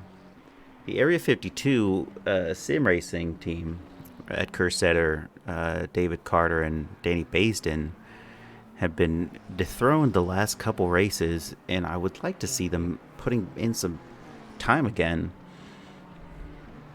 What's the median time here, like the mid-pack? So we got 32 drivers on the grid. Which drivers would you think is the mid-pack? If we're talking Div 2 drivers, we have... I'd say here around probably between 222 would... Chairman, yeah. A 220 would be... We're seeing like... Ricardo Rivera is our fastest driver on track right now. His best was a 218.5. He's doing 220s right now. A lot of these drivers on the grid are doing 220s, 221s, and then if you're looking at drivers like P22 of Stooch Racing, Aaron Calhoun, his best was a 222, but his last was a 224. A driver Looks like we have a battle between Jarek Snyder and Delbecky here. It looks like they're pretty close. I think actually he's just gotten by him. It looks like that. Delbecky's doing 226s, but his best was a 224. Hey guys, hey Huff, how's it going? Show me the Turner livery. I want to take a picture. Sure. We also have it on the Tracklicious Sim Racing website, where you can take a look at the liveries. But let me take and see. Let's get a driver who's on here.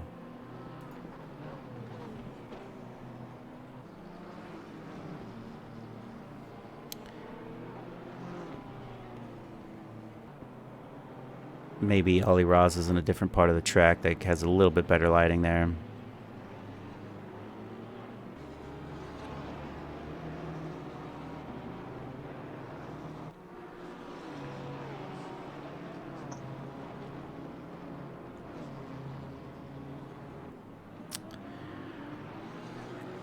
So Jose Bravo comes in the pits here. We still have three guys hanging it out.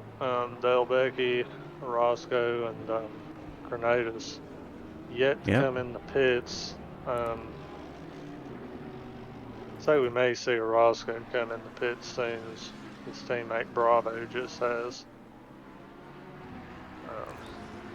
Just off in the distance, that teal car. Grenada's up here hanging it out, trying to pad his stats, get some laps led.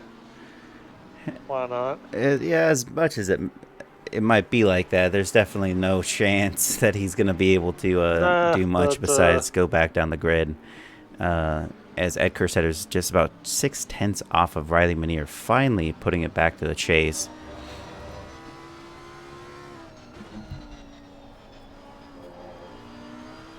And Jacob's Gaming, thank you for the follow, man, as well as Real Team Zen. I think I said that one, but I'm just going to say it again. Thanks for the follow, guys.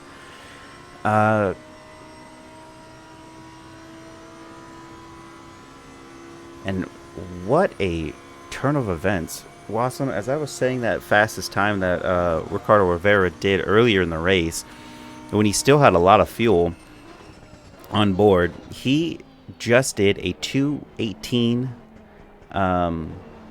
last lap, and now he's doing 2:19s.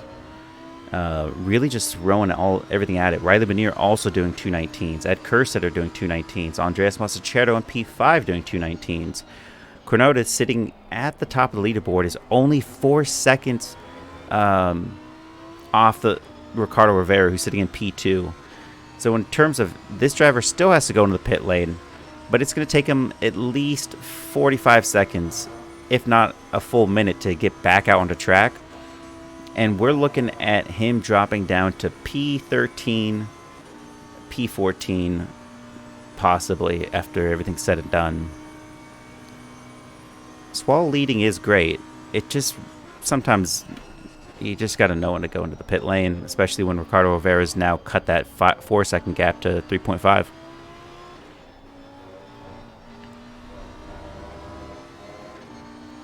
Yeah, I think if he is able to manage to stay out that long, he'll probably decide it's a good time to go in once Rivera catches up to him. And there goes Bronson Turner going into P17, overtaking Jose Bravo once more, as I believe they've already had a little scrap once upon a time. Ooh, as Jose eats a little bit of the marbles right there. And Reggie King fighting with, Spool of Royal Racing fighting with Reggie King, the Turner Motorsports, right ahead of him about half a second. Definitely can see that becoming interesting. As George Elmer's really close to oh, we're seeing Richard McKay go into the pit lane. Wonder if he doesn't have fuel?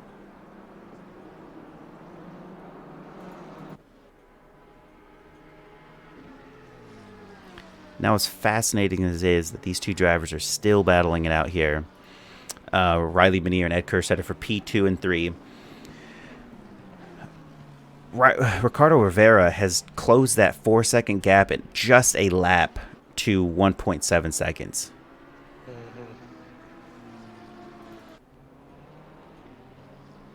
Yeah, I think here soon it'd probably be a good idea for Grenada's to come in the pits. He doesn't really want to have to deal with Rivera trying to pass him. I don't think it would be beneficial to either driver to get in a tussle. They're not really, while they may be racing for position right now, you know, Grenada still has to serve his pit stop. Yeah, being aware that you think he's going to give this driver some leeway as he tries to overtake him. With 22 minutes left to go, you hope that that's going to be the case. We do have a yellow flag up ahead. Car number 68. 86. 86. That's Kevon. Oh, sorry. 86 was Kevon. And he's back out on track. Look at that. As I said again, Ricardo Rivera now half a second off of Cornotis.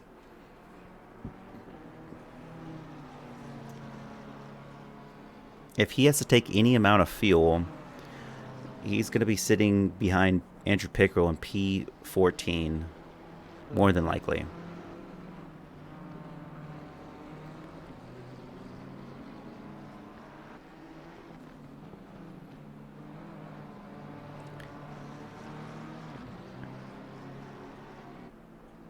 And it almost seems like he just let him by. Santiago Roscoe finally going into the pit lane.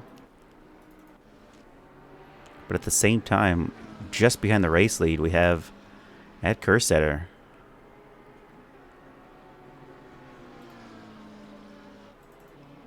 I can't tell what's better. Ollie Raza and Mike Burkhoff were just neck and neck.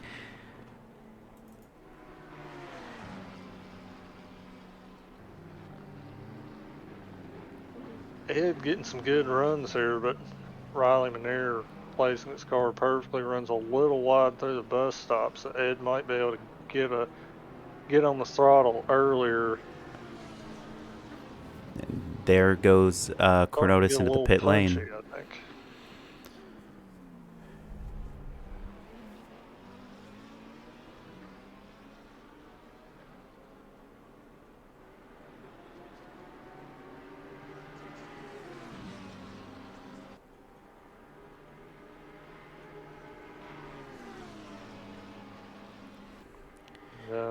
Now, I don't know where Ed See Kerstetter... Ed almost running a little wide there over Radion, and kind of looked like he was going to jump the curb quite a bit, and it appeared like his car jerked to the right a little bit, like he was almost trying to really keep from getting an off track there. So Oh, definitely. That's what I was about to say. It makes me curious. I wish we had some way to see it. How many track cuts he definitely track has. cuts these guys have accumulated. Cause I believe he has at least one or two, and this is what probably worries him is he's a fast driver, but he's a driver that's... And he runs a little wide through No Name corner there. That's another potential spot where you can get a track cut penalty if you carry too much speed and run wide through there. He's really nipping at Riley's heels though.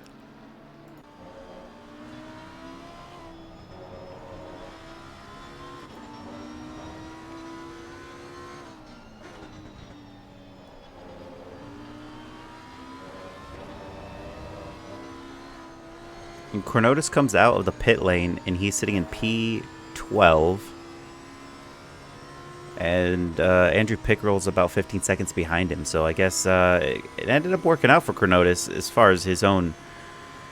as far as his own race, he was battling Pickerel, and Pickerel was ahead of him. So as far as the overcut goes, if he's worried about a position against Pickerel, he definitely made up that position.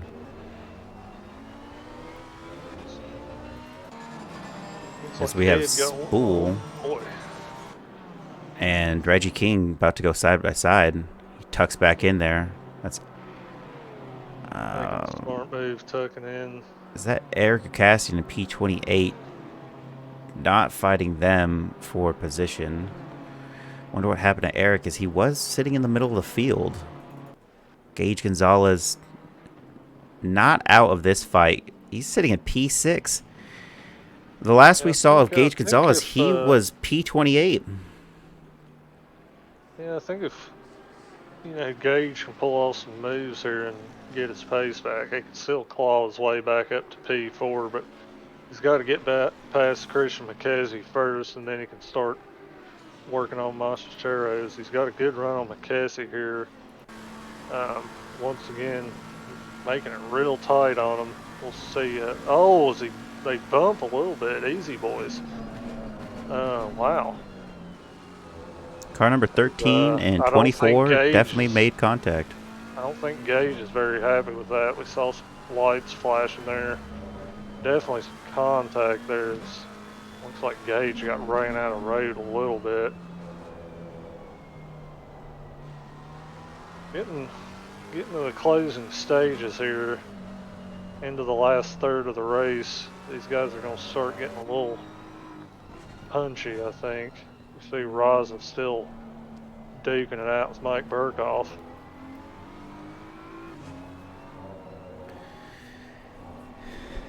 As the Darth Stewart Miller saying you always have to leave the space.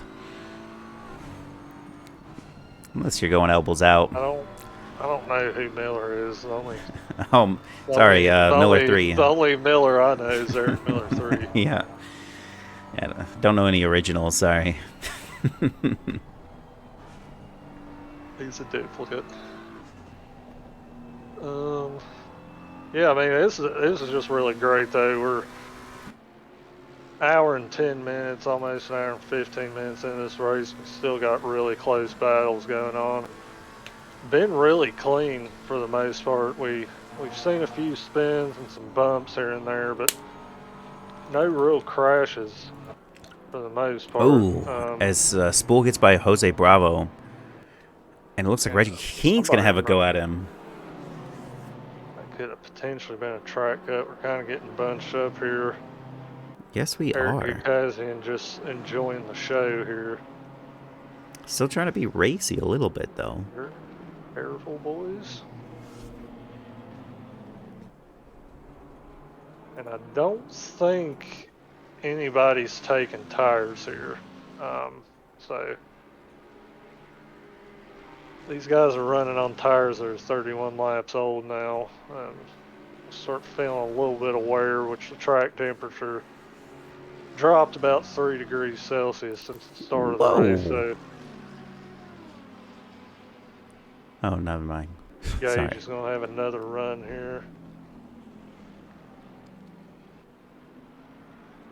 As see Mike Burkhoff trying to get in on the action, maybe take advantage.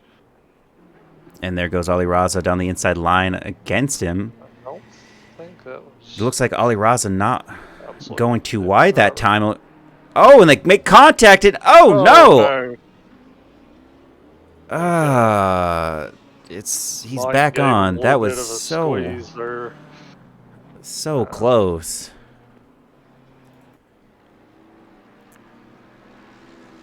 And yeah, we're getting into the last part of the race here. I think we're gonna start seeing guys get a little punchy. Really enjoying seeing Gage Gonzalez work on McKenzie here. I think these guys are going to get extra fighty here. Yeah, and we don't know exactly. Yeah, we don't know exactly what happened at the start of this race, but Gage Gonzalez, besides that, he lost 5 positions off this just on pace alone. But then somewhere along the way, he dropped down to P28, and he started P2 on the start of this race. So, I mean, for him to claw... Good run on McKenzie here. McKenzie's going to park it on the right-hand side of the track, kind of moving back over to the left. Let's see if anything happens here. Zigzag action there. And that's Mike Burkhoff in the background there.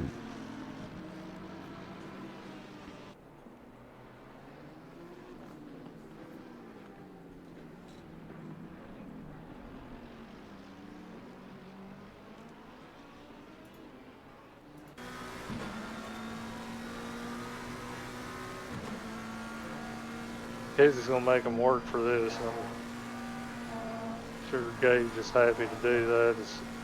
Jumps the curve there, that might be okay. Just so hard to keep your momentum through Eau Rouge and Ratty on there. Get a good run as we... McKenzie, man. I don't think Gage is going to be very happy with this defense. He's getting sniffs here and there. I know... Oh, car number 67. He's got the pace to get by here. Jose Bravo off track, but back on again. It's a yellow flag just ahead of them. As Stefan Buckley receives a drive-through penalty. He's in P14. Oh, man. That's a killer. Andy Oak and George Elmer battling it out. Royal Racing and Tacos Locos. They switched back a couple times here, so interesting battle happening right here. As it's gone away a little bit on time. Must have been track cuts. Definitely track cuts. Definitely. Oh! Oh, that was just the bumps.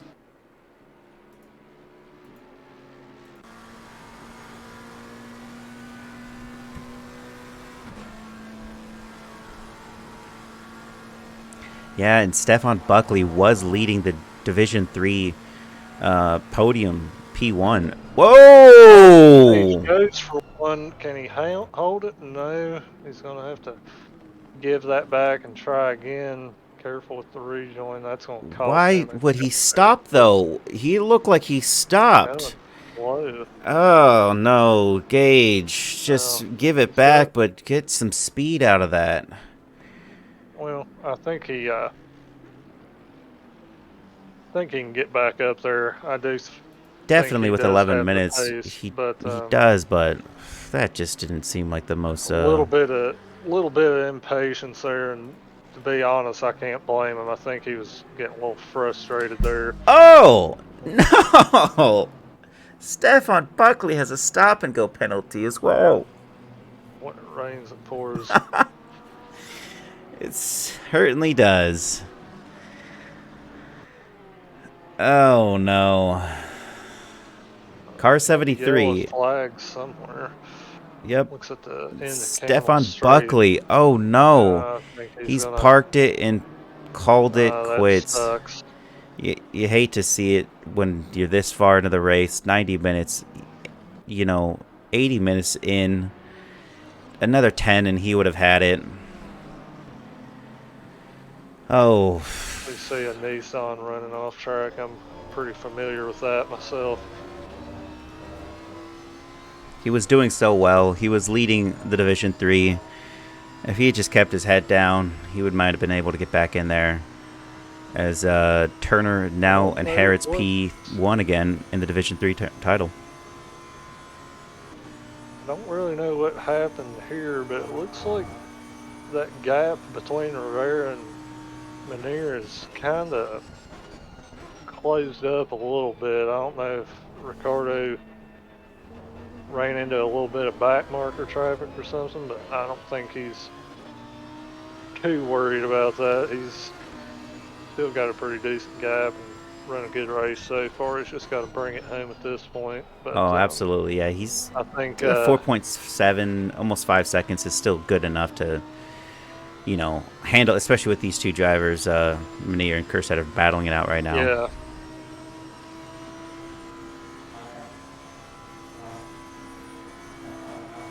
And Ed definitely moving towards that inside line. He's got at least a track cut. You can feel his urgency to... changing his lights there, it looked like.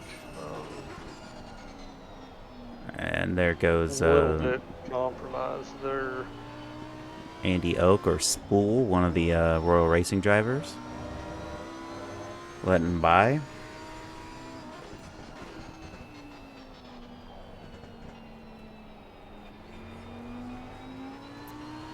Now, Wassum, that is one thing that I'm actually kind of curious about, is we've seen the dominance of the Area 52 sim racing from not only last season, but this season for the last, up until round 6, I would say. Maybe even round 5 was kind of similar.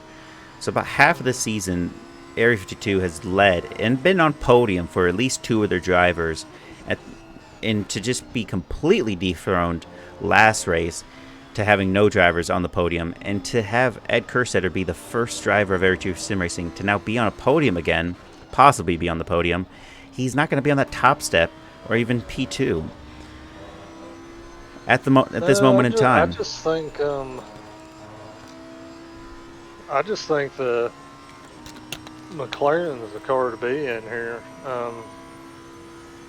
At least one of the cars, it definitely seems to have a lot more top end than the Lambo.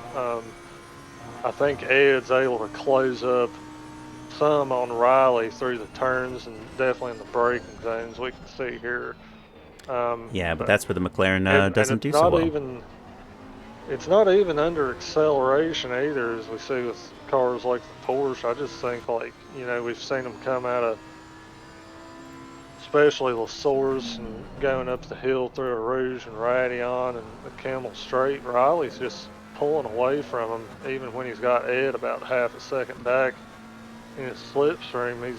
He's just powering away from him on the straight. So getting in the last few laps here, I think at this point Riley's just going to focus on hitting his markers, you know, not making any silly mistakes in the braking zones or through the turns. Gage Gonzalez has caught back up to Kizzy here. Glad to see that. Yeah, and We've that's seen a maybe a good little bit of battle here rage, maybe a between these little guys. patience, but for whatever reason, he's definitely not only close, but you can see that he's definitely wanting to reel this in. Yeah, I mean, I think he knows he's got the speed to get it done. Whoa. He just needs the room to get it done. Yeah, he went a little deep there, and he's now just dropped all that. It's unfortunate. As I'm liking what I'm seeing from Ed here. I don't know if it's intentional or not, but I've kind of noticed the last few laps Riley running a little wide there. He's kind of dropped back to about a second gap for a couple laps. He's done it a few times this race. I don't Oh! know if he's. Oh, Riley gets out of shape there, and Ed has to back off a little bit as well. And that I could have think been very, these guys very are. dangerous for Riley there. Yeah, I think these guys are struggling on tires. You see Ed fighting the wheel a lot coming out of turns. I think he's spinning up his rear tires a little bit. And 5 seconds ahead of him, 5.5 seconds ahead of him, we have Ricardo Rivera still holding not only the fastest lap, but the provisional pole. Yeah, Rivera's put in a really solid drive here. Put it on pole, kept the lead at the start, and never looked back.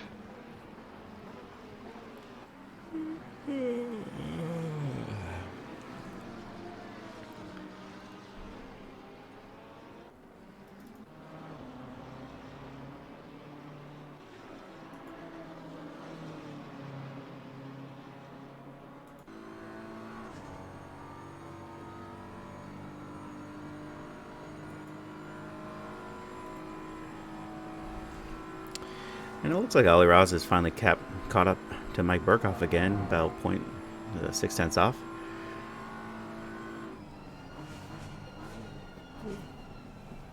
As we have 4 minutes and 14 seconds left to go of this 90-minute endurance. It's been a long one, folks, and thank you for sticking with us.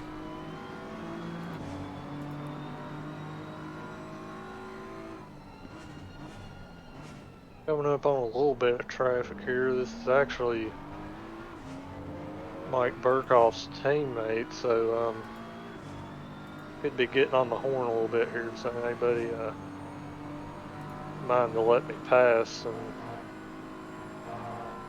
maybe hold up Ross a little bit in the process, but I don't think we'll see any funny business like that going on. Now we have 3 interesting battles happening right here. We have Riley Manier and Ed Kurst that are side by side almost, and then I'm just gonna go sideways on that. And we have Chris McKeesey and Gage Gonzalez in P5 and 6. Move here. Can he hold on to it? He'll have the inside for this next part, but Riley's able to carry the momentum through there. And then we have Gage Gonzalez about 0.3 off of Christian McKeesey, and Ali Raza fighting Mike Burkhoff. So P3 through P7 through P8, we have nothing but constant battles. It's going to be hard to keep up with all these. Really cool to see. And it looks like Gage Gonzalez is actually, at the moment in time, going to be the guy to watch. But they're all just so close. 0.3, 0.2.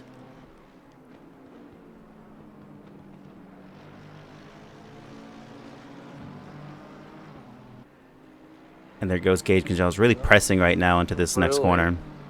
Really able to hook the car up nicely there through stab low. I think he has the potential to make a move here in the bus stop if he can get a good run through Blanchimont. He's right on his tail. Yeah, he's 1/10 off. He definitely wants to try to make a move again. Sends it a little bit further. Whoa! Outside. Very nice. Beautiful move. Gage is ahead of Christian McKeesey, finally. He's able to get back move. P5. Crawl back up into the top 5 there. Christian McKeesey goes for the dive. As he parks on the apex, is able to win it back. Unfortunate. I think Gage thought he had it done there, but McKeesey had more to say about that as he wants to keep this battle going. Really close there, going through Radion. Right on his tail again. McKeesey parks it on the right-hand side of the racetrack. Keeping the straight line here. He goes for the move around the outside again. They leave each other room. Just barely. Gage runs himself up on the curb there. Yeah, it's unfortunate. And Ollie Ross is still about 4/10 off of Mike Burkhoff, just behind him. And I'm going to jump to that and see what happens here. Ollie Ross is not improving too much.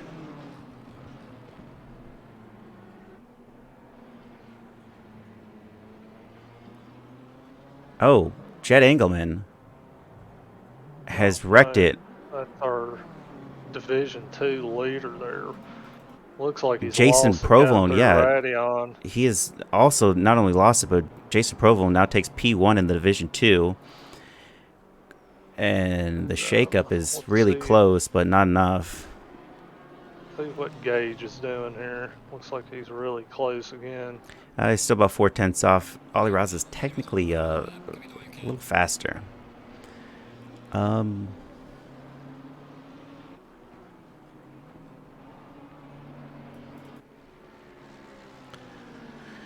Boiling down to the last lap, these drivers have one full lap left to go.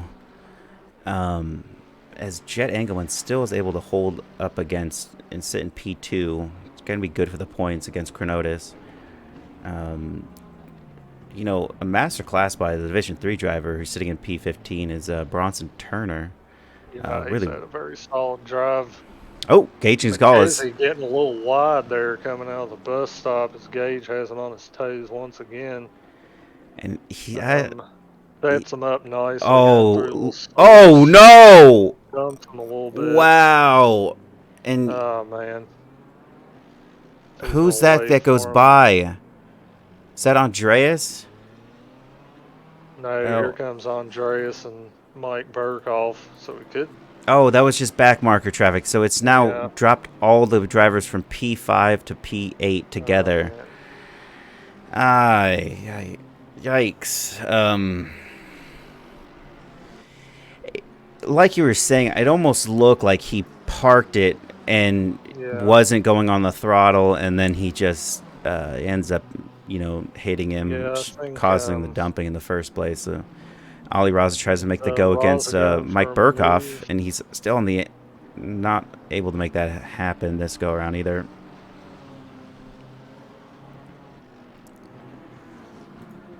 Let's go on cock. Ooh, sends it down the inside line. Deep move. Deep move that he can't hold off on. Mike fights back, covers him off. And it is definitely elbows out with all these drivers sitting in the top. And I have to pull away because we have our drivers in P1 and 2 or 2 and 3. It's at Kerstetter. This is his last chance. He's about half-tenth off. It's Ricardo Rivera. A little bit of contact. Definitely not something you want to do in that moment. It's unfortunate, but that's the end of his race. Holds him off. Ricardo Rivera of the Puerto Rico E-Racing Club sitting in P1 at the end of this Enduro with Riley Manier in P2. Ed Kerstetter making a late move, and just definitely not something he could have made down that last moment in bus stop. So that's Andreas Montechero across the line with a P4. And if you're thinking these battles were still happening, they are not. Things changed immensely. Christian McKeesey is going to be able to hold on to his P5 finish. Gage Gonzalez is definitely going to be sitting in P6. Ollie Raza most likely going to be in P8 here, as we have Mike Burkhoff a couple cars behind him.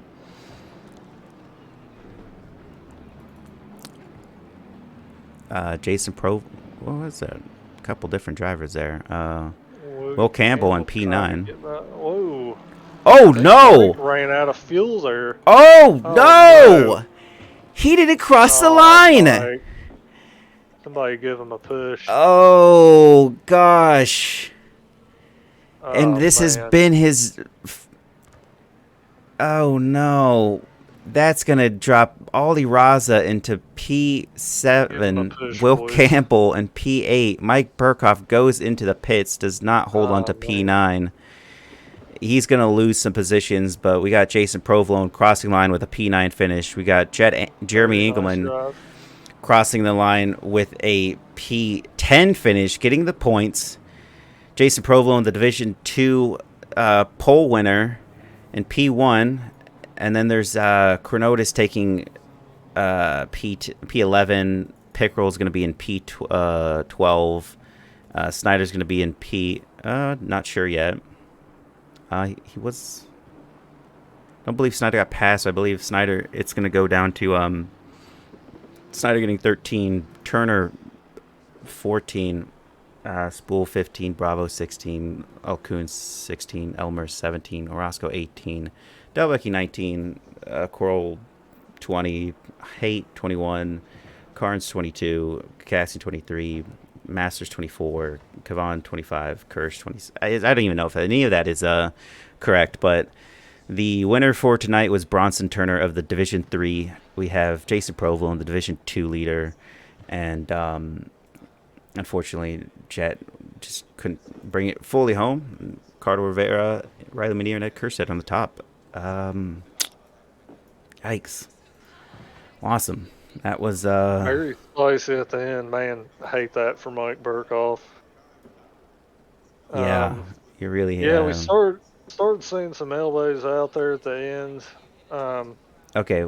Overall, I think we had a lot of good driving from those guys. Never saw any major incidents. Saw some bumps here and there. A few guys got spun, but they're all gentlemen. Nobody was taking advantage of any contact. So and yeah, good race from these guys. We got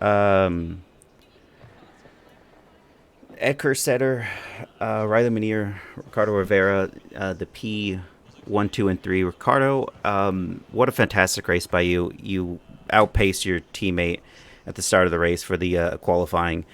And, it really showed you were able to just get by him at the start. Was there team orders on that, or did you just know you were going to be quicker? No, there were no actually team orders. We just wanted the 1 and 2 since all week long. We couldn't have it, but yeah, actually it was whoever was in first position. The second one was to let the first one go by easily. No fight each other. Okay. We thought that we had the pace for the 1 and 2 finish, but we didn't have the best of luck for both drivers. Yeah, Gage really crawled his way back from the back of the pack and made it a good P6 finish. But Ricardo, I mean, what a fantastic run! You pit pretty smart. Did you have to take a lot of fuel on that, or do you just? I went half and half, around 80 liters this race start and 80 liters for the second stint with tire change. Oh, you went with tire changes. So you guys did change Yep. tires. Okay.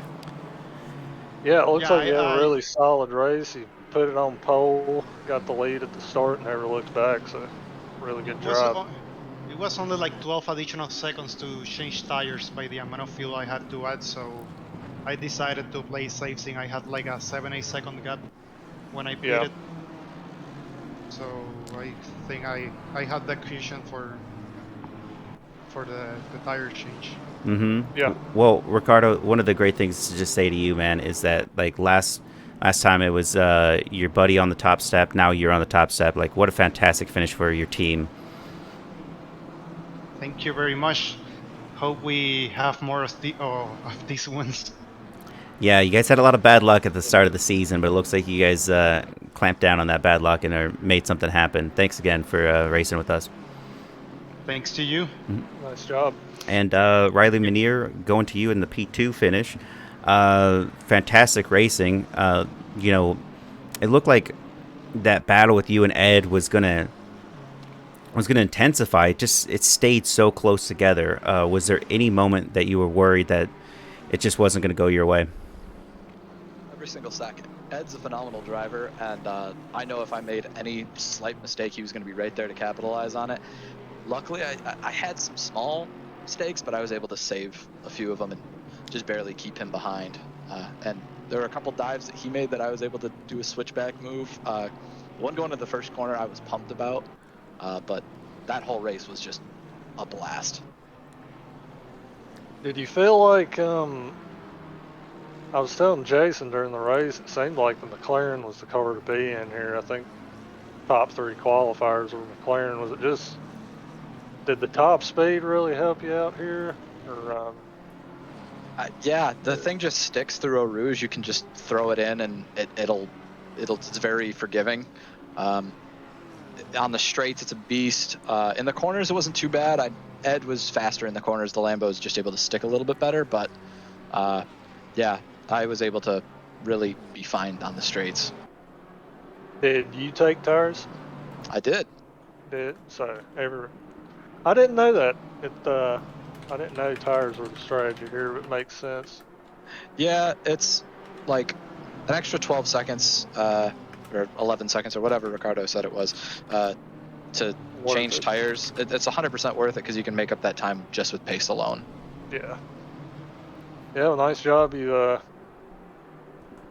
Yeah, like you said, a couple little moments there. It looked like you had some understeer and this and that, but were able to hang on to it. Had a lot of pressure from Ed the whole race, but able to hang on. So nice job. Thank you.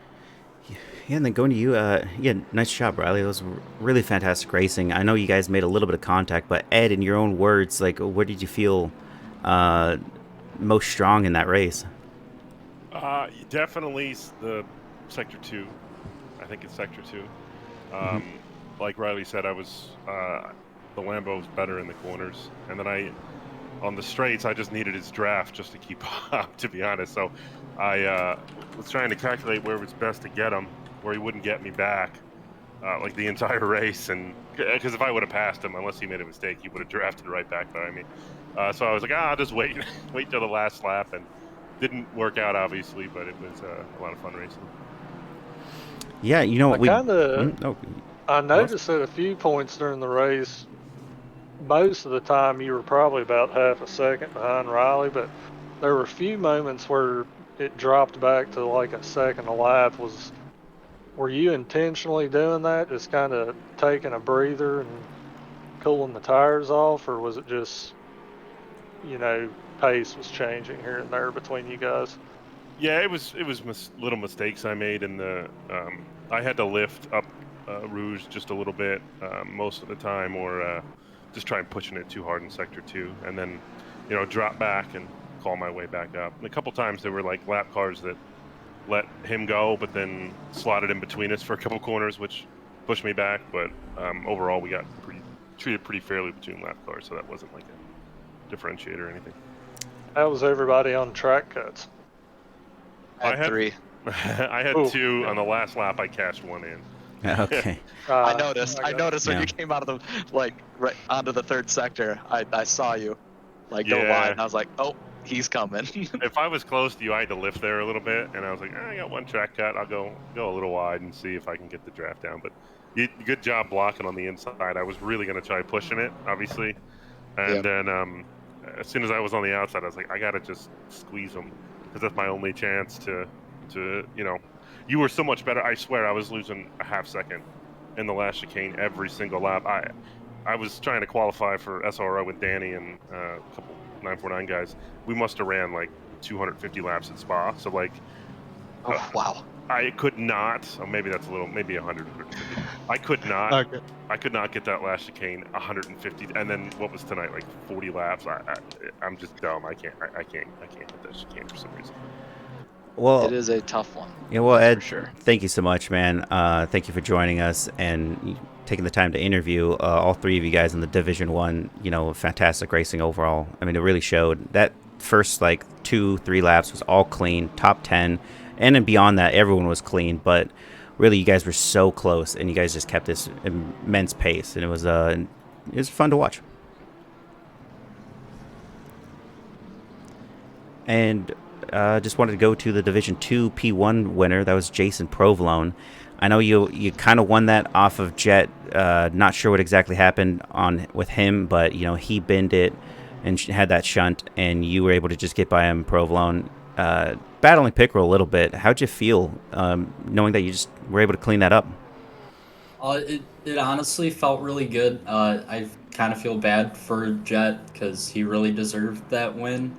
But I mean, I spent about over an hour, about like 5 to 7 seconds behind Jet, just trying to catch up, and he was just flying through the lap traffic at the end of the race. So I just kind of was accepting the P11, P2 in class, but then, yeah, he went off at the top of Radion with like 2 minutes left, and yeah, caught me by surprise, but I'll take it. It was a fun race. I mean, yeah, you kept it on track. Sometimes that's all you got to do. It paid off for you this time. Yeah, I mean, what a fantastic finish for you, Provolone. It was really, really awesome to see you be able to get there.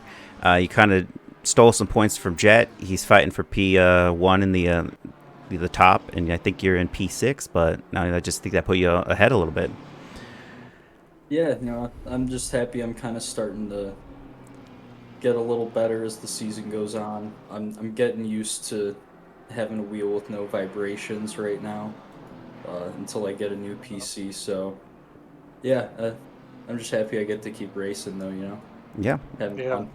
Well, thanks for joining us, man. You had a good race, man. And Bronson Turner in Division 3, the P1 sitter for that division. Also, you were battling Jarek Snyder, who was a Division 1 driver, like throughout half that race. You were able to keep it together. Racecraft was great. And, you finished even well in the standings. I mean, I think this is your first race with us, or I might not have seen you before, but Stooch Racing, man, that was really awesome to see you guys on the track. Yeah, appreciate it. Yeah, it is the first race, so I think I put more time in game on this track than any other, so I felt pretty comfortable here compared to some of the other tracks on the circuit. But yeah, I can't thank you guys enough for having me, and happy to put Stooch Racing on the #1 spot, even if it was a surprise. I mean, there was a gimme. It should be #2, honestly, but the guy that was leading our division, and forgive me, I can't remember his name, but he ended up getting a drive-through, so we'll take it. But yeah, definitely happy to be with you guys. That was definitely unfortunate. He had a drive-through penalty that turned into a stop-and-go penalty, and when it rains, it pours here at Tracklicious on some of these drivers. So truly unfortunate. I believe you battled Jose Bravo a little bit as well. You were able to get past him, and that's how he ended up in P2. And Jose Bravo, congratulations on that P2 finish in the Div 3. Oh, thank you very much, Jay. I was battling with him sometime. He's super quick, but I'm glad that I got second position. Basically, I didn't stop for tires, only fuel, and I think in the end that paid. But it was a tough race, but I'm super happy to be here with all of you guys. Yeah, and between Turner, you guys, and I think Royal Racing guys, there was like 4 of you, 5 of you, all just on similar pace, trading positions every so often through those sector 2. It was a welcome sight. Plus, Turner, that livery definitely complements nicely on the track. Everyone loved it. It's definitely not a single person that has anything bad to say about that, as well as the new updated Tacos Locos livery. Hey, I appreciate that. I spent a good amount of time on it, so it's good to hear that people like it. Yeah, we gave it high praise at the start of the race. And Wassum, you have anything to add for anybody? All good on my end. Just thank you guys for having me. Yeah, me too. I'm super happy with the server, with you guys. The community is amazing. Yeah, it really is. That was really nice race to watch. I commented on it a few times to Jason, but there were a couple bumps, scrapes here and there. I think we had a couple guys spin, but no big crashes, just really solid driving. Some good fights to watch. So thank you guys for putting that on. That was some good racing. Yeah, Absolutely. and the driver that would have been Div 1 or Div 3 P1 is Stefan Buckley, and unfortunate that he was unable to make it the full race, but you know, still a great race. And if that's everything, we're just gonna be closing this down. Everybody, thank you for joining us here at Tracklicious Sim I'd like Racing. to make a No? few quick announcements, just a few things that are coming up on our schedule here. Thursday night, GT4 will be at Laguna Seca for a doubleheader format, 2 30-minute races. That's Thursday, March 24th. That Saturday, we will also have a couple teams, Tracklicious will be having a couple teams participate in the 12 Hours of Sebring on iRacing, so tune in for that. And on Sunday, we go back to Kailami, where we started the season as our kind of practice race, and we will be doing a doubleheader format there for 2 30-minute races. That's March 27th. So please tune in. And finally, I would like to add that we have our 2-hour, 40-minute solo enduro with 949 Sim Racing at Kailami again on April 9th. So that's a Saturday starting noon Eastern. So if you are able to sum up the courage to go on track for 2 hours and 40 minutes in the solo enduro, please join us. And looking forward to a test of mind and body on that one. All right.